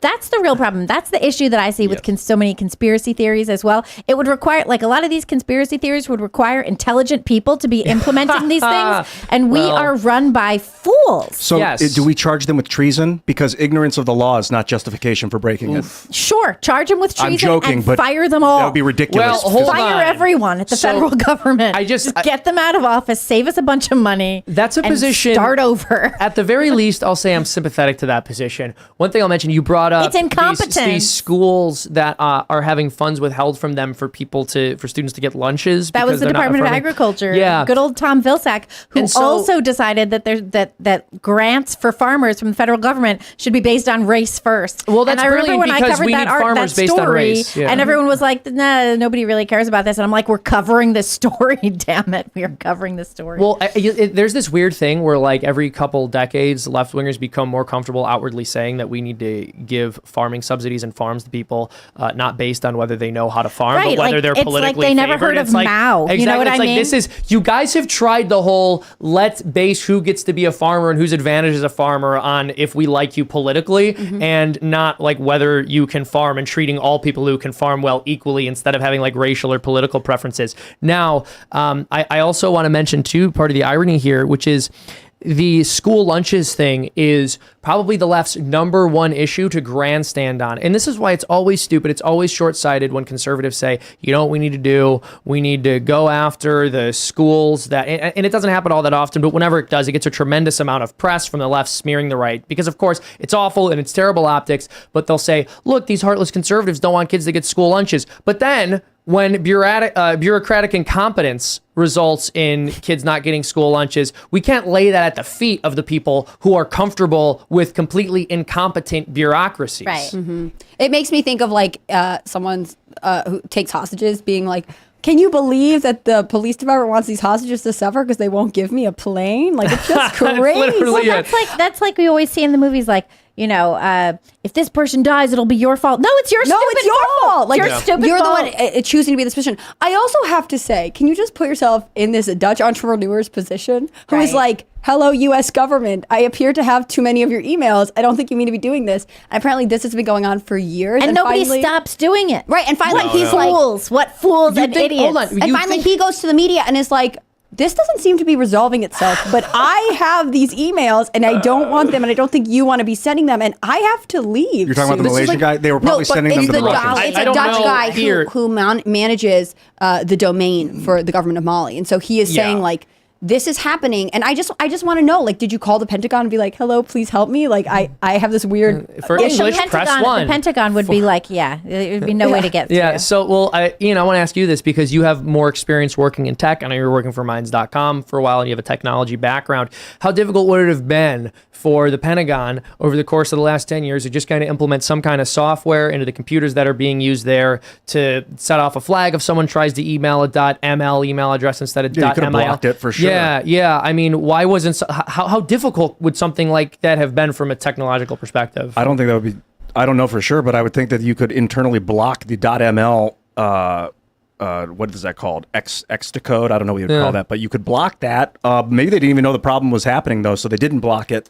Of course, it sounds like he had been saying things, but yeah, maybe. I mean, and maybe this is one of those things that the people just never flagged or considered to be important enough to run up to the top. But it seems like a pretty massive vulnerability that there's a country that's. I'm wondering. Probably most of the people just want to get off at 5 and go home. Yeah, and they don't really care. This one Dutch guy is like, "What are we doing?" They're like, the Pentagon's like, "What's Molly gonna do? Let's go home. We're fine. We're going home for the evening. I'm not gonna fix this." I think it's also like. There's probably like, I want to say there's like one person who has like saved some email and is just like not aware they are the problem and is continuously sending it out to the wrong thing. I mean, I find this whole situation so ridiculous and at the same time like hysterically funny. I agree with you. It's like something out of The Office. That's what I'm wondering. Is it intent? Like, is it like, I don't know, I don't want to say God, it's a little too vague, but like, is there like a force that's mind controlling these people to send it to the Russian ally? Like I think it's just poor dexterity. I think they're rushing or not typing quickly enough. It could just be stupidity, but like Ian, hold on. Are you going? Don't attribute to stupidity what you can attribute to madness. No, I don't think it's intentional. I don't think it's subconsciously intentional. That should be a T-shirt. That's an Ian shirt. If don't people are attribute just so to stupidity fed up what with you the can liberal attribute to economic order, magnets. and they're like, whether we realize it or not, we're contributing to the demise of the liberal economic order. I don't know. I don't think that's really happening, but it's interesting when huge masses of people make the same mistake for a long period of time. It's also interesting how much more invested people are in being careful when they have a stake in something. So, for example, as someone who runs a business, as someone who's responsible for, gaining their own income through the success of the operation that they've created and are building, like, I'm pretty careful when I send an email to a new domain. I want to make sure I got it exactly right, especially if I'm sending information that I think could be, sensitive, like a pitch guide or like an FLA file or something that I wouldn't want people outside of our organization to have. But these people, I think a lot of them, they just don't feel like they have that much of a stake, so they're not paying as close of attention to what they're doing. And you should feel like you have a massive stake because you're working for the Pentagon. I think that's true with a lot of people who have jobs these days. Yeah, exactly. They don't feel like they have a stake. Like, have you seen this thing where, what is it, Gen Z? There's that whole quiet quitting thing. There's the take it easy Monday thing. Mm-hmm. There's the I'm not going to work as hard as I really could thing. There's like a lot of this going on, and it's like civilization. We have built civilization up to be so big and powerful and huge that it's going to take a while for it to collapse. Mm. But all of these things are little pieces of collapse. People not taking a stake. People not caring what happens. People thinking that they're going to continue to get paid and have jobs even if they stop doing any work. Yeah. It's one of the reasons I love talking to people who own a small business. Like locally, there's Black Dog Coffee in Shenandoah Junction. And I was talking to a roaster who just like started doing it for fun. And then like when he was working in construction and he couldn't do that anymore in 2007, he was like, I'll just go full time. And he's built this business where like the employees that I met there are like, no, I really believe in what we're doing. And I like this product and I want it to be good. There is a sense of pride of ownership. And I love that. Yeah. I love like that you that have too. this idea that people are like, I am interested in this. I'm intellectually engaged in it, but also like I'm roasting coffee. I want it to be a good product. I want people to feel satisfied. Like, and maybe that I feel bad because I always sort of joke with my friends who work for corporate America. It's like, oh, you're corporate gals. You have some jargon and you do some meetings and like, what are you even doing? And of course there are reasons to work for large companies. I don't want to be completely against it, but there is something, like I'm saying, like when I was talking to the Black Dog Coffee Roasters, I just really love hearing how passionate about what they do. And I don't know, I wish more people got to work in environments like that, because when you work for sort of bigger soulless corporations, when you feel detached from your work, it eats away at who you are. You feel dissattleed. Yeah, also, I would you're doing agree. A disservice to the company that you're working for. Yep. They're going to do worse. Yeah. And if they feel loyalty to you and you don't feel loyalty to the company, then that's a problem. Absolutely. Well, I think a lot of people not only don't feel any kind of ownership over the work they're doing, but apparently they don't feel a whole lot of ownership over the decisions that they've made. This is something we see frequently with the student debt crisis, the student loan issues, and the fact that Democrats are trying to push to forgive all student loan debt if they can. Not the Democratic Party officially, but many people in the party want all student loan debt to be forgiven. Joe Biden was pushing for this. Obviously, the Supreme Court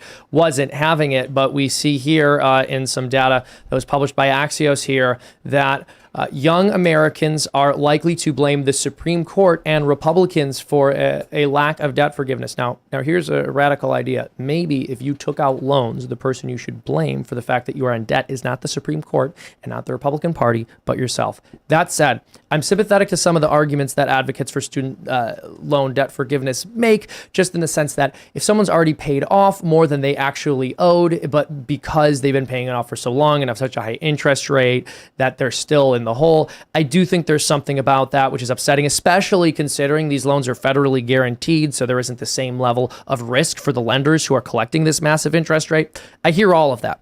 That said, it's hard to be sympathetic when people who statistically are making significantly more than people without college degrees are demanding that those people pay their debts off for them, and people who also are earning at the same level as people who did pay off their degrees but had to take less money in the moment in order to pay that off, and they want them to have their wages redistributed or their salary redistributed to pay that debt off. So just to give you guys an idea of the numbers here, if you graduate with a doctorate degree, your median earnings are $97,000 per year. Your unemployment rate is about 1%. If you have a master's degree, your median salary is like $77,000, about $78,000, and your unemployment rate's about 2%. When you get down to somebody with a high school diploma, your median salary is $38,000 a year, and you have an unemployment rate of 3.7%. So people who have doctorates, people who have degrees, they make significantly more than people who don't have these degrees. They also are significantly less likely to be unemployed. So the idea that you could spend 4 to 6 years in an academic institution, even longer than that, depending on the track you were on,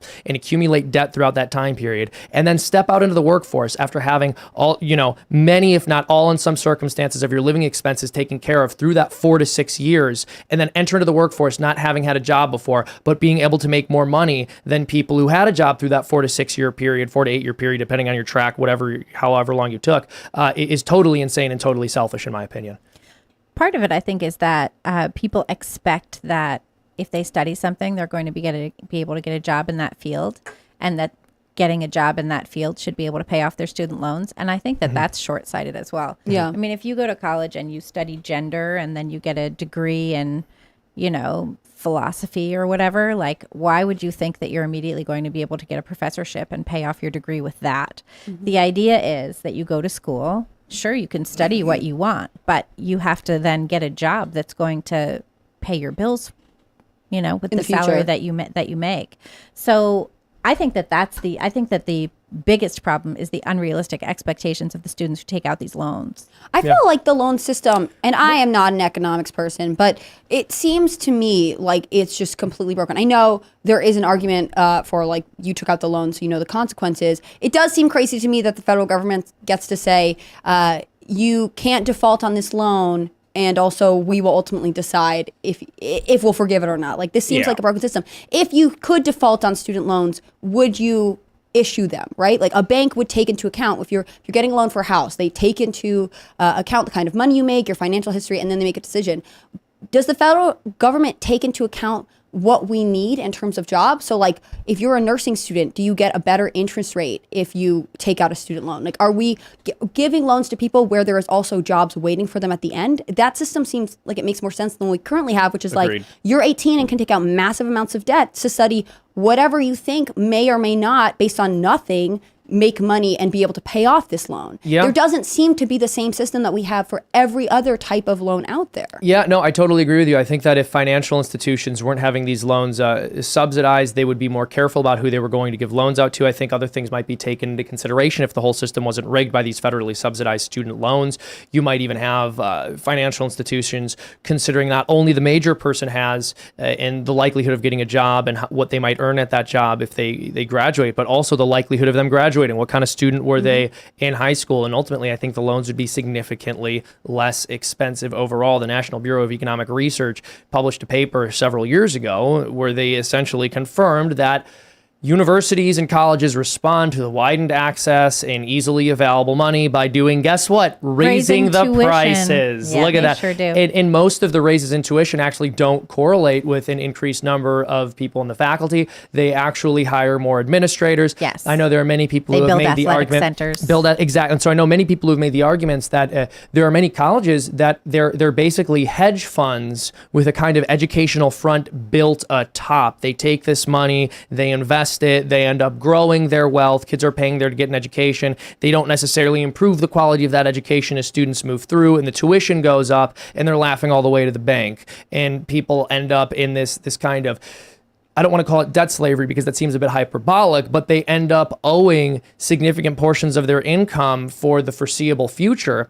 And again, the one reason I am not sympathetic to the people who push for student loan forgiveness, even though I am sympathetic to people with student loans, is because I don't think that people who made the decision not to go to college and who are making less than you should have to bite the bullet. Or also, I mean, I'm sure we all know people who took out, hundreds of thousands of dollars in student loans. And we also know people who made the decision to go to colleges that were less expensive so that Yes. they didn't have to be burdened with that loan debt, or made other decisions about how they were going to be educated. And I think that's really valid as well. I know one of my cousins, very intelligent, wanted to go to a top school, decided to go to a state school, had enough money Yeah. to pay for that, did that, and is now not saddled with student loan debt, has a good job, has a mortgage, has a couple of kids, doesn't have to pay for school still. I Yeah. think part of it is the false promise that, college is this door to some great, ladder to the elite or just more financial comfort or stability, when that's not the case anymore. I think you can falsely sell to people, if you go to the most elite university you can go to, even if it puts you in hundreds of thousands of dollars worth of debt, you are guaranteed success in the future. And that's just not the case, even that's though not true either. But it is yeah. more likely, though. I mean, statistically, There are- the higher your degree level is, or the higher education level is, the more what I'm likely saying you are is, to earn more money. yes, you may, as studies show, have more employment, things like that. But if you put yourself in debt, you always have that debt. It doesn't go away the first day. You would then have to budget yourself accordingly. You'd have to take a job that you can pay it off. You would have to choose a lifestyle that accommodates this debt. And if you don't want to have to do that, you make choices differently. And ultimately, you're able to potentially generate wealth more quickly because you don't have to immediately overcome this obstacle you've given yourself, which is massive student loan debt. Yeah, well, there's a couple different ways of looking at this, but here's one way I look at it. Firstly, if you got a degree that was very useful and you're earning a lot of money and you're the kind of person whose student loan debt we would want to pay off because you're massively contributing, you're making enough money to pay off your student loan debts, right? If you're somebody who majored in something useless and so you're not making any money, well, why would we subsidize useless degrees? You think that if you forgive that's student loan stupid debt, too. you think if we forgive people student loan debt, that's not going to have an effect on the market? That's not going to have an effect on the number of people taking out student loans? That's not going to have an effect on tuition costs? Of course it's going to. It's going to make the problem worse. When Yeah, can it will we make it just worse. declare the student loan debt experiment dead? Like, that's what I want to know. When can we just really overhaul this system? Because it seems broken.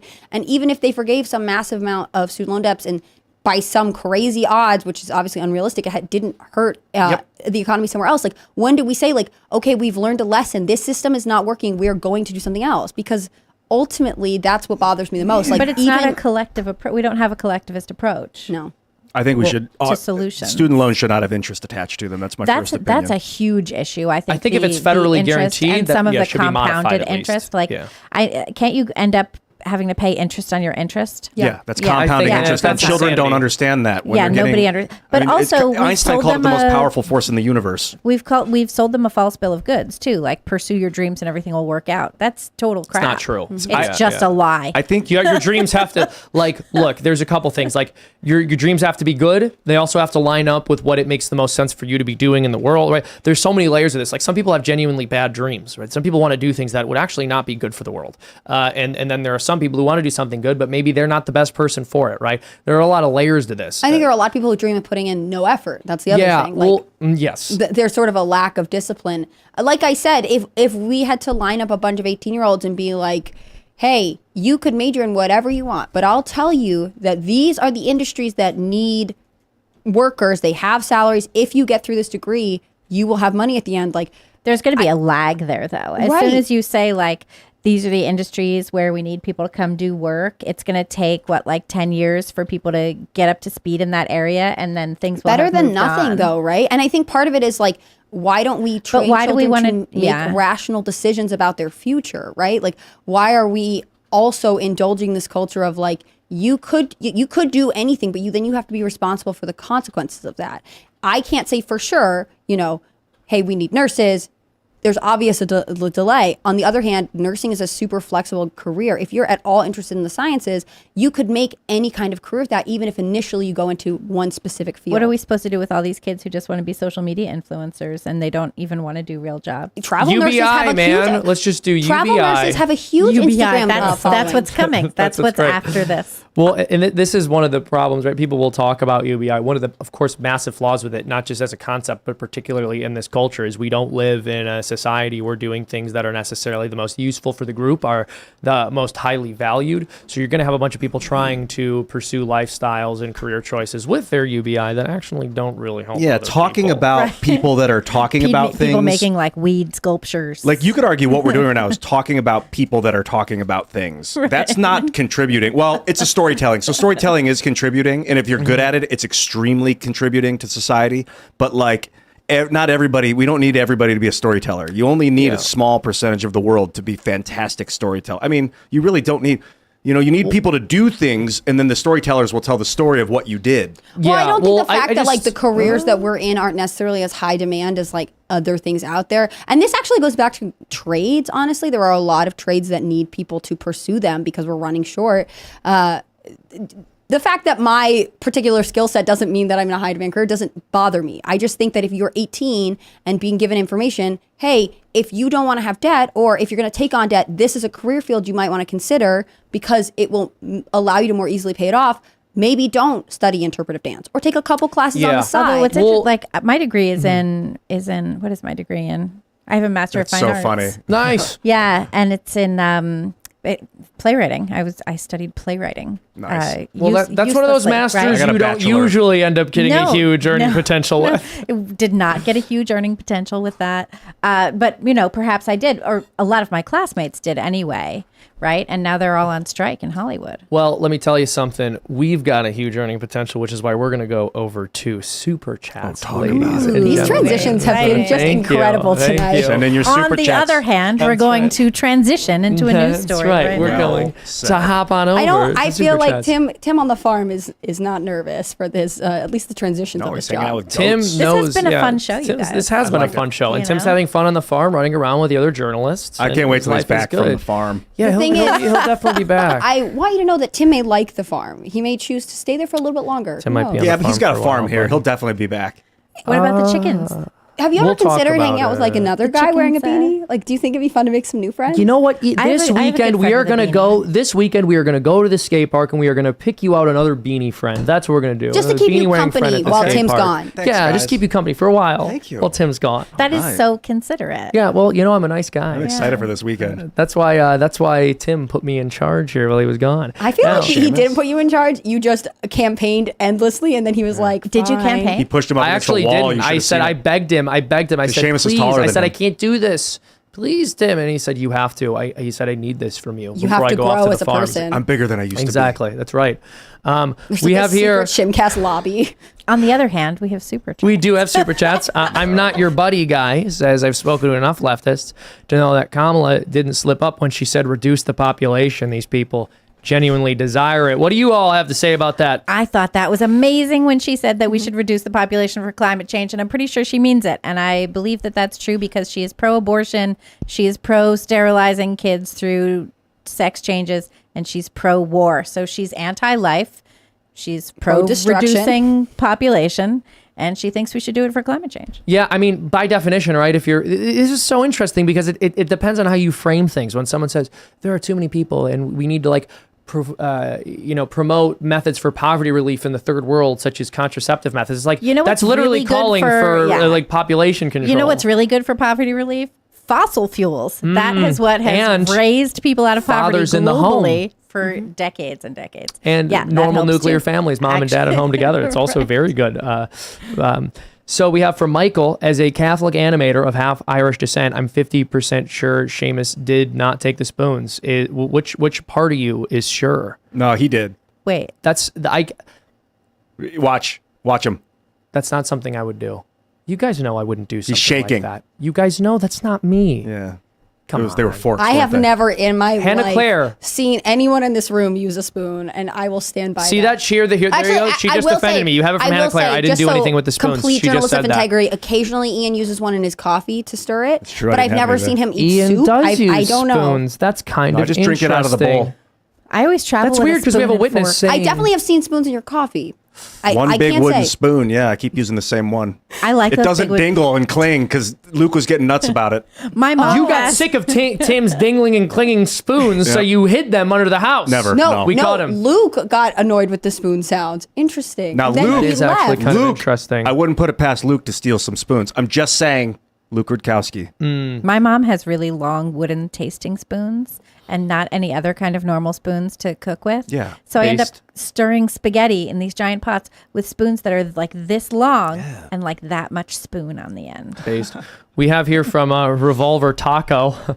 What if some Republican decided to filibuster the sex ed book for kids and see what happens? Tell me that wouldn't bring some attention to it. I think that's a brilliant idea. Yeah. Now, here's the thing. That would be public obscenity. I wouldn't want kids to end up seeing that, but I'm curious about what the response from the media would be. The response would be the same as it's been at school boards when parents show up and start reading these books out loud to the school board saying, why are you giving this to my fourth grader? And the school board says, that's too, that's too graphic. pornographic and graphic. Put it back on the shelf. We can't listen to that here in the school board. And the moms are all like, you're giving this to my children. Isn't that nuts? It's You're too gross to crazy. talk about It's it and too show, gross so put it back for on the kids' grown-ups. shelves so So they give can, it back to the children. they can look at it in private. Like, Yeah. what? Well, this is so the thing. gross. They always want to hide what they're doing from you. So this is another example. Whenever pro-lifers show like a picture of what happens in unborn child in an abortion, the left goes, you can't show people that. Like, wait, the people who do it are heroes, but I can't look at what's being done? You know what's That's crazy? kind of interesting. When I was in 8th grade, so I went through confirmation, and at my church, they showed the entire confirmation class a video of an abortion on a big screen.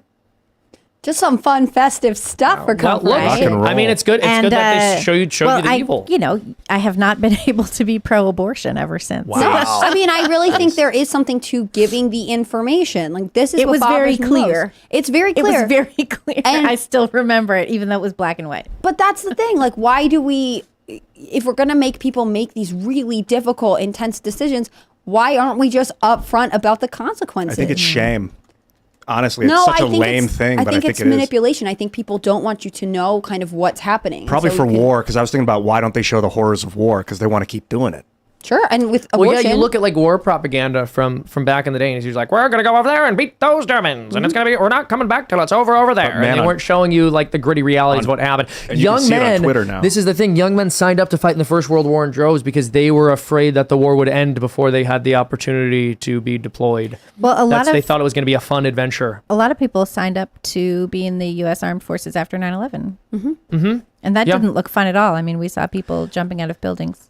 So the thing after that, it's interesting because after that point, you're right. We did have films that I think, of course, couldn't capture the reality of war, but didn't sugarcoat it the way that a lot of propaganda pieces from the past did.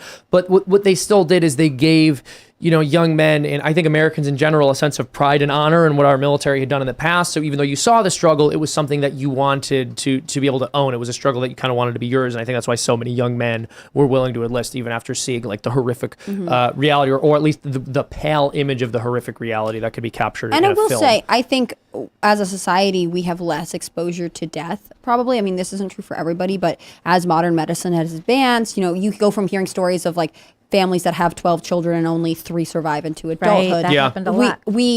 It doesn't have to just be war, but the idea that there are consequences, that there is sort of death and destruction around us, at one point was maybe more present, and I am grateful that we have moved past it in a lot of ways. But I do think it is important to acknowledge that like there are really difficult things that happen in order for you to sometimes make the choices, and if you are numb to them, then like That's like Albert Camus talks about having witnessed executions, like public executions. yeah. That was something like if you used to, when there was capital punishment, that would happen in public. Yeah. And now it's very hidden. Well, it's interesting too because that's also part of what makes it a deterrent in a massive way. Like doing Yeah, it in if you public, that see makes someone it so being much. hanged, Yeah, you're like, that's maybe I'm not going to severe. do the thing he did. I'm not Here's an gonna do that. idea. Not that, right? Speaking of crime and criminal behavior, we have a very important super chat here from Noah Prunier. This is a very important one that I really have to read here. Don't mind here, just defending the potato man. There's no proof these spoons were stolen. Personally, I'm glad Tim got what was coming to him and got sent to the farm for these baseless accusations. Spoons come and go, but Timcast is forever. So He didn't get sent to the farm. He chose couldn't- to go. I couldn't. No. He got sent to the farm, but it was in his best interest. That's and true. and, Wait a and minute, he the did story get what he just deserved. Tim was doing a lot of really hard work, and we care about him. So we found a nice farm for him to go to. I Did he at That's least wanted go to in the go. Tesla? Tim, we used to, his head was out the window the whole time. He loved it. I did yesterday. Yeah. He's having fun. He's having a good in time a at better the farm. place, you might say. Like Yes, this thank is you. With wind What's and good for- sun. And so the thing I want to say about the super chat, there's a couple endless things. skateboarding. I want to Forever? I want to point out the numerous ways in which this exonerates me. Firstly, he refers to me as the potato man, which means he has a racist bias against me, and that's he's true. still defending me He's because your the enemy. evidence is extremely strong in my favor. So we have a testimony from someone who's actually disinclined to agree with me. They're saying there's no proof I stole the spoons. That's absolutely true. They're glad. They're also happy for Tim that he was sent to the farm. They liked Tim. They're glad he was sent to the farm. The proof is in the pudding. Did you eat the pudding with Well, there my were like spoons? 6 spoons in the pudding. I didn't do it. That had nothing to do with it. I don't even eat pudding. Yeah, that's a good point. Yeah. There we go. Yeah, no, Shimcast is forever. I That was appreciate a lame joke that I just made, by the way. Listen, I laugh at I lame would have jokes. gone for I it. love lame I actually jokes. would have gone for it. Stupid jokes are my favorite. I would have done the same thing. Do you guys think I've got low energy today, or is it more settling? No. You're in a good spot. Okay, Listen, thanks. dude, you're working I'm out. worn out. You're getting amped. One of the side effects is you make a dad joke every now and again. You know why? Because you're working on that dad bod, baby. You're getting ripped. Thanks, brother. That's right. We have Michael Beacon to the Bloomberg writer emphasizing the difference between hebephilia and pedophilia is never a good look. Agreed. Also, check out Inkslayer Entertainment on the Discord showcase and the .com. Thank you so much for your chat. It's kind of funny because does this person like send the article out being like, I just wrote this piece, like, hope you guys check it out. I worked really hard on it. And it's like, we should defend the pedophiles. Like, yeah, give them a I would be. chance. I think very unlikely. I think that must very be so unlikely. weird for like his circle to be like, wow, fun for you. Interesting. Yeah, I think defending the pedophiles is always a bad look. Always. And always. also bad for society, really. Yeah, expose the pedophiles, and I mean expose the way they think. That will help people not to become them. James. Or will it encourage other people to I become wonder. them? I'm taking a stab in the dark. I don't know, Yeah, I but don't know. but we haven't tried it yet, so maybe. But I mean, locking them up forever seems to work. So we should keep doing that. Yeah. Like El Salvador, they locked up. How many people did they lock up in El Salvador? Like 30,000 people. They now have they went from like the highest murder rate to like. As it turns out, like Not really one at all. jails work. Straight Yeah. to jail. Right? You know, putting people in jail actually works. We have from James Hates Everything. .ml is an easy fix at the server. You can set up, Mallard table to redirect any .ml to MIL, or better yet, to yet an infosec box to scream at the sender. See, this is Yeah. somebody So- who should probably be working at the Pentagon, right? No, he's Basically too saying competent. you could have taken any emails that they accidentally sent to not Malaysia, Mali. and then you could have them redirected to the military from all it would those just computers. have to be like an auto redirect. Yeah, or you could have it sent back to them and be like, "What are you doing? Stop! This is Molly." We have from Captain Titus on the Pentagon issue. You can 100% block addresses to a firewall, so all internal emails can go to that particular extension. Okay. Also, So is everyone who watches Timcast smarter than everyone at the Basically, Pentagon? Should be, yeah, it kind of sounds like much I smarter. just sounds pulled, like- wait. I Chat just is way pulled the smarter than quote. the really just. I just pulled the quote from the Pentagon. It says, while it's not impossible to implement technical controls preventing the use of personal email accounts for government business, the department continues to provide direction and training to DoD personnel. That's What? going super so they're The well. using office personal? of the DoD CIO oversees this matter. So they're saying, like, we have an issue. We can't totally figure out how to stop it. We think that there could be a technical solution, but we're still trying to train people on what not to do. But did they insinuate they're letting people use their private or personal emails to work at the Pentagon? Yeah, just like Hillary Clinton. Then that's why they weren't able to change the way that the things were directing, because they're letting them use like Google. Yeah, like Hillary That is had Goo- so ridiculous. And That's they're insane. trained, but what they're saying on. is like we're still working on training them to add the I to the end of this. That shouldn't be like a big training. You know what? Because they have plenty of DEI training. They have plenty of like LGBT orientation training, but they can't tell that's them why how to do their jobs correctly. They wanted to end the QIA to that one. They're like, Right, we yeah. have to have eyes in Just put a everything so plus these at the people end. remember. Right. Brilliant. We have from Project Addington, says the cartoonist should be renamed Spoonanon Shaman. Are you kidding me? Spooning on a shamana? Yeah, well, they're talking. I think that's that's a derogatory reference to the QAnon shaman. So Jacob Chansley. I just thank you for using the proper name, and I think that my proper name should be used, because here's the deal: this Spoonanon label that has been thrown at me by those in the establishment who are threatened by the fact that I'm speaking truth and only know how to dismiss things by calling them conspiracy theories is really a worse look for them than it is for me. You can't delegitimize every single counterfactual that I put out there against Tim's narrative, which upholds my innocence, by calling me Spoonanon forever. Can I have a follow-up question? Yeah, go ahead. When is your movie Sound of Spoondom coming out? I just can't We're wait to see working. We're it. working on it. I also Yeah, yeah. I want to point something out. Though, of course, there is no proof that you stole the spoons, Seamus, but Oh, there is. Thank you. I appreciate that. Heavy amount. You can heavily, stop. No, you're heavyweight good. evidence. I think you've said enough. I agree. believe- I think I I believe agree that with you. Tim had no spoons, and then you brought them back, or you brought them in, I should say, from elsewhere. And that's all the data we have at this point. I'm not commenting on the particulars of the situation at this point, other than to say that I am innocent. We have from, excuse me, I'm going to try to pronounce this, AEMT. I don't know if they want me to say like amped or, you know. Right. I think it's Shimcast, and you say it how you want to. 2020, you're right. Where's You're the confidence? Right. That's a good point. All this spoon questioning has really hurt your character. These wonderful people are giving us their hard-earned money. I want to get their moniker right. You want to get their spoons right. That's right. Dude. This is, oh my gosh, went to the movies tonight and saw Sound of Freedom. It's sold out in their town. I don't want to dox them. So we saw Indiana Jones instead. It's all over the place, and no one's motives are clear. Everyone just wants the dial. Yeah, what have the box office numbers been for... I think they broke 100. Is that right? I know they broke 50 million. I'll look it up last now. week. And then one of my, as you're looking it up, my mom just texted me. She's like, "Hey, that movie you were telling me about, my friend just came over and told me I should go see it." I was like, "You should." It is wild.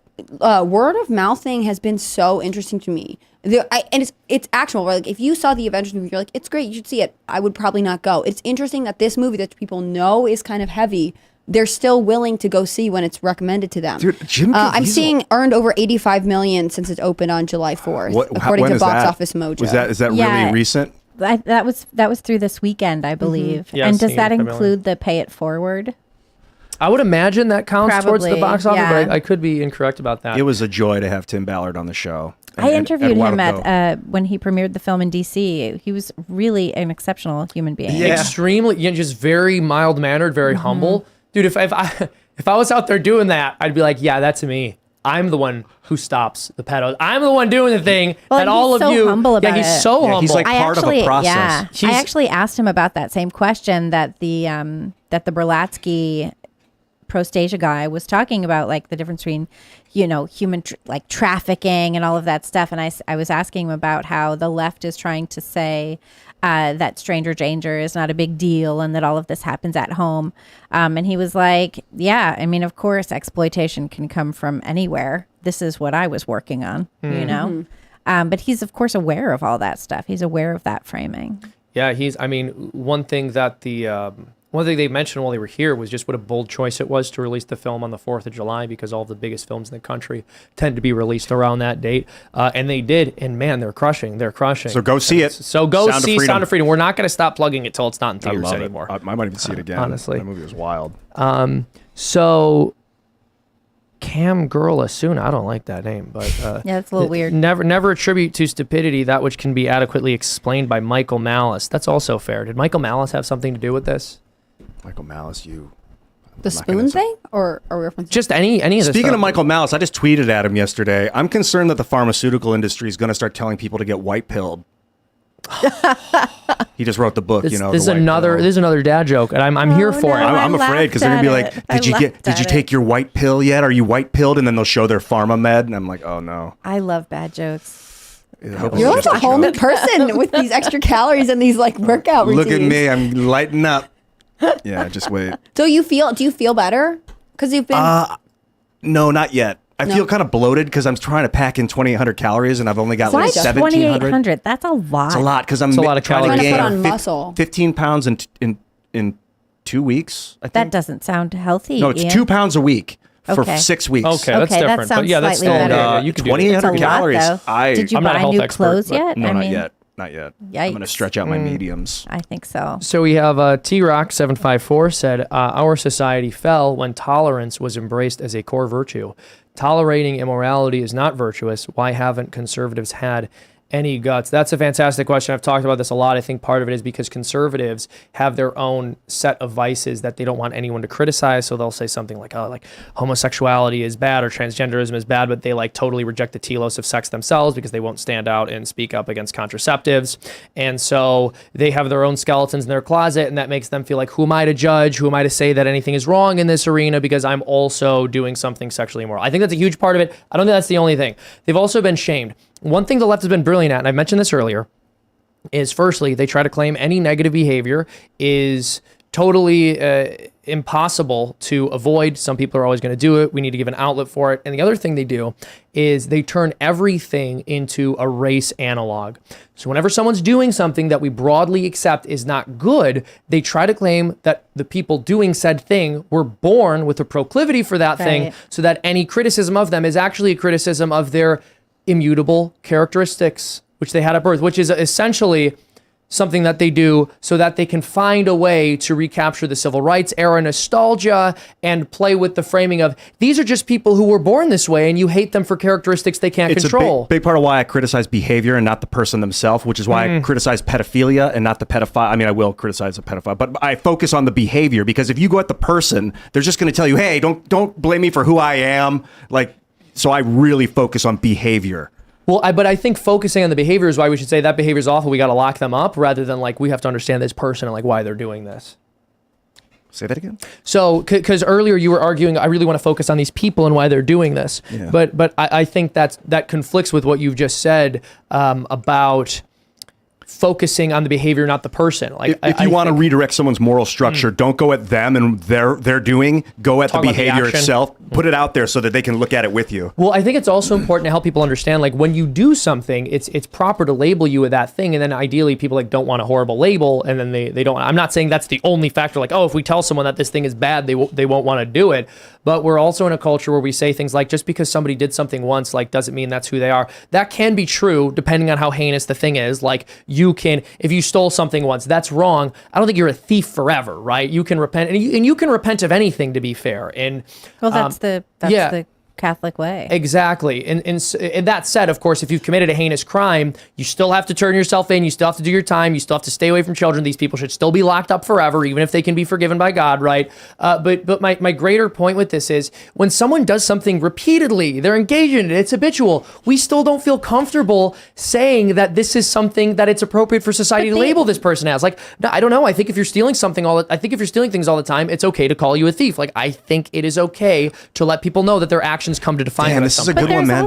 There's also a thing too, though, where just because you do bad things doesn't mean you can't point out that other people do bad things. That's also very true. I mean, would that agree. is Jesus does talk about this. What is it? The plank in your own eye before you remove wood beam, in your own eye before from the others. But I do think that we can say, like, and the way that you can say that, the way that you can say you're doing a bad thing, is you can say these are the appropriate values. This is the appropriate way to behave. We all make mistakes. Still behave this way, even though we're all going to screw up.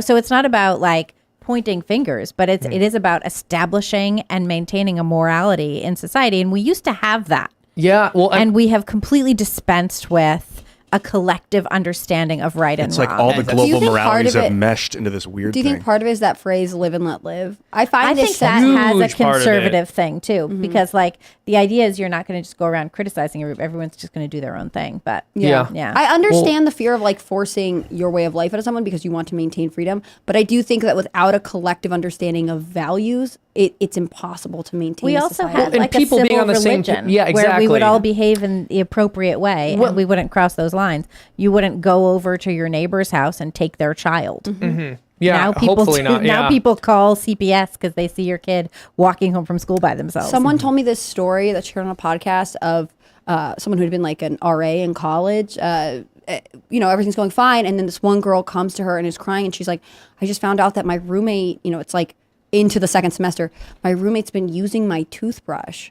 And is obviously super grossed out and upset. Who behaves this way? And apparently when they talked to the other girl was like, my family all shares a toothbrush. Like, I didn't realize that wasn't something I was supposed to do. What? Which I think that's crazy. Morality that is actually crazy. Now, are you sure, like, you hear stories like this, you're like, it is okay to force your beliefs on other people. A whole family shouldn't use the same toothbrush. That's my thing. And that's okay. I feel like it's okay to be like, no, we all collectively, everyone gets their own toothbrush. We reject this idea. I guess that's very communist of you. That is, I guess. It's actually capitalist. The communists would say it's our I'm propped up by the big dental corporations. That's right.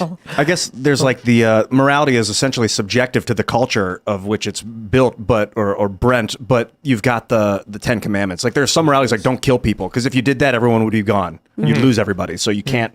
And that's not even a moral thing. It's just like a structurally functional thing. I don't want It's to all waste of the time. above. Yeah, no, I mean, it's all of the above. wanna It's get- moral, it's functional. But AJ Kook, well, you want to say something, Anna Claire? just Did you still super think- chat it? Well, if you want to say something, super chat it and I'll read it, all right? I think we should move on to Brimcast. I'm tired of Brimcast. It's happening. No, Fight words, only night fight one. words, you guys.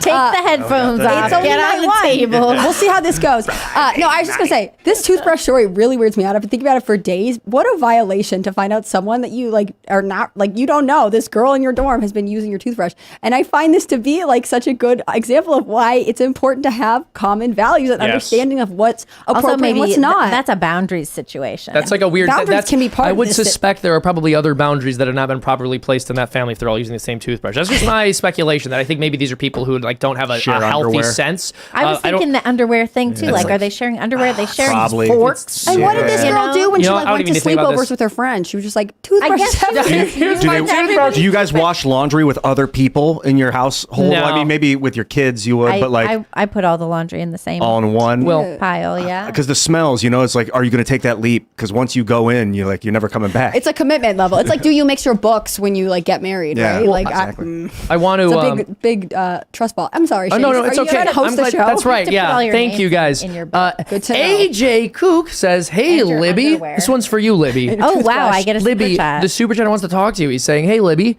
you saw that Noah Berlatsky did a negative review of SOF. I ran across your old Post Millennial article on him while doing my write-up for Valiant News.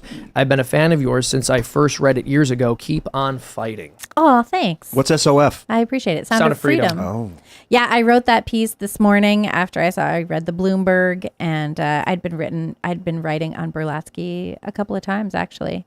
who is Because this? I did find it shocking. I found it shocking that an organization exists to support pedophiles. I found that really surprising.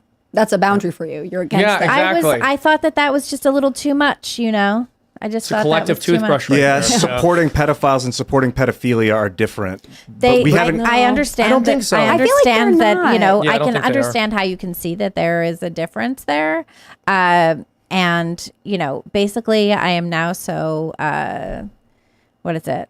Probably conditioned by online fact checkers that I try and be as precise as possible.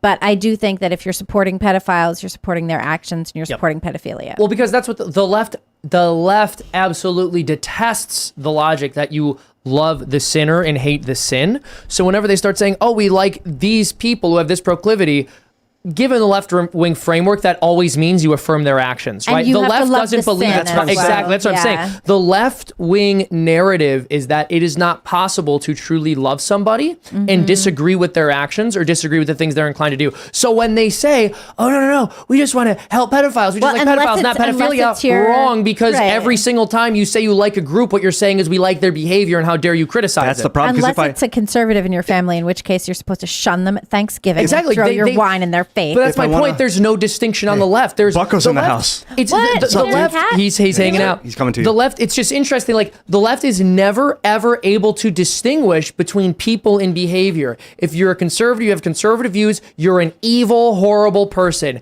If you're somebody who has an inclination towards homosexual behavior, well, that means you have to engage in homosexual behavior. And if I dislike that homosexual behavior, that means I hate you. So conservatives hate them. So when they start saying, "Oh, no, we're not saying we support pedophilia because we support pedophiles," BS. That's not how they view proclivities or what it means to love or care for someone in any other context. So I don't buy it here. I think when I don't buy it if here. I were to say like I support murderers, I don't. That wouldn't mean you that don't I say that. Yeah, I wouldn't say it Yeah, personally. But if I exactly. was trying to truly support someone that had murdered, it would be to be a emotional support structures for them to find love, so that they never murder again. That's real support. Not you go do whatever you do. It's like blind. I'm not blindly encouraging them to do things. Real, Ooh. true, love and. Bucko's coming in to check on us. Home skillet. Yeah. Okay, this is a So it's very good to cute see little our cat. little lad in here. But we're going to take it over to the after show, which will be Wait, on can I pimp the post millennial first? What? Yeah, well, yeah. gotta Give me do a our- second. Just I'm sorry. Are you hosting a show right now? Sorry, Just is this let me- Emmons My cast? goodness. Let's do that one. Let's do that. If we're going to take it to the after show, all right, at 10:10 o'clock, around 10:10, we're going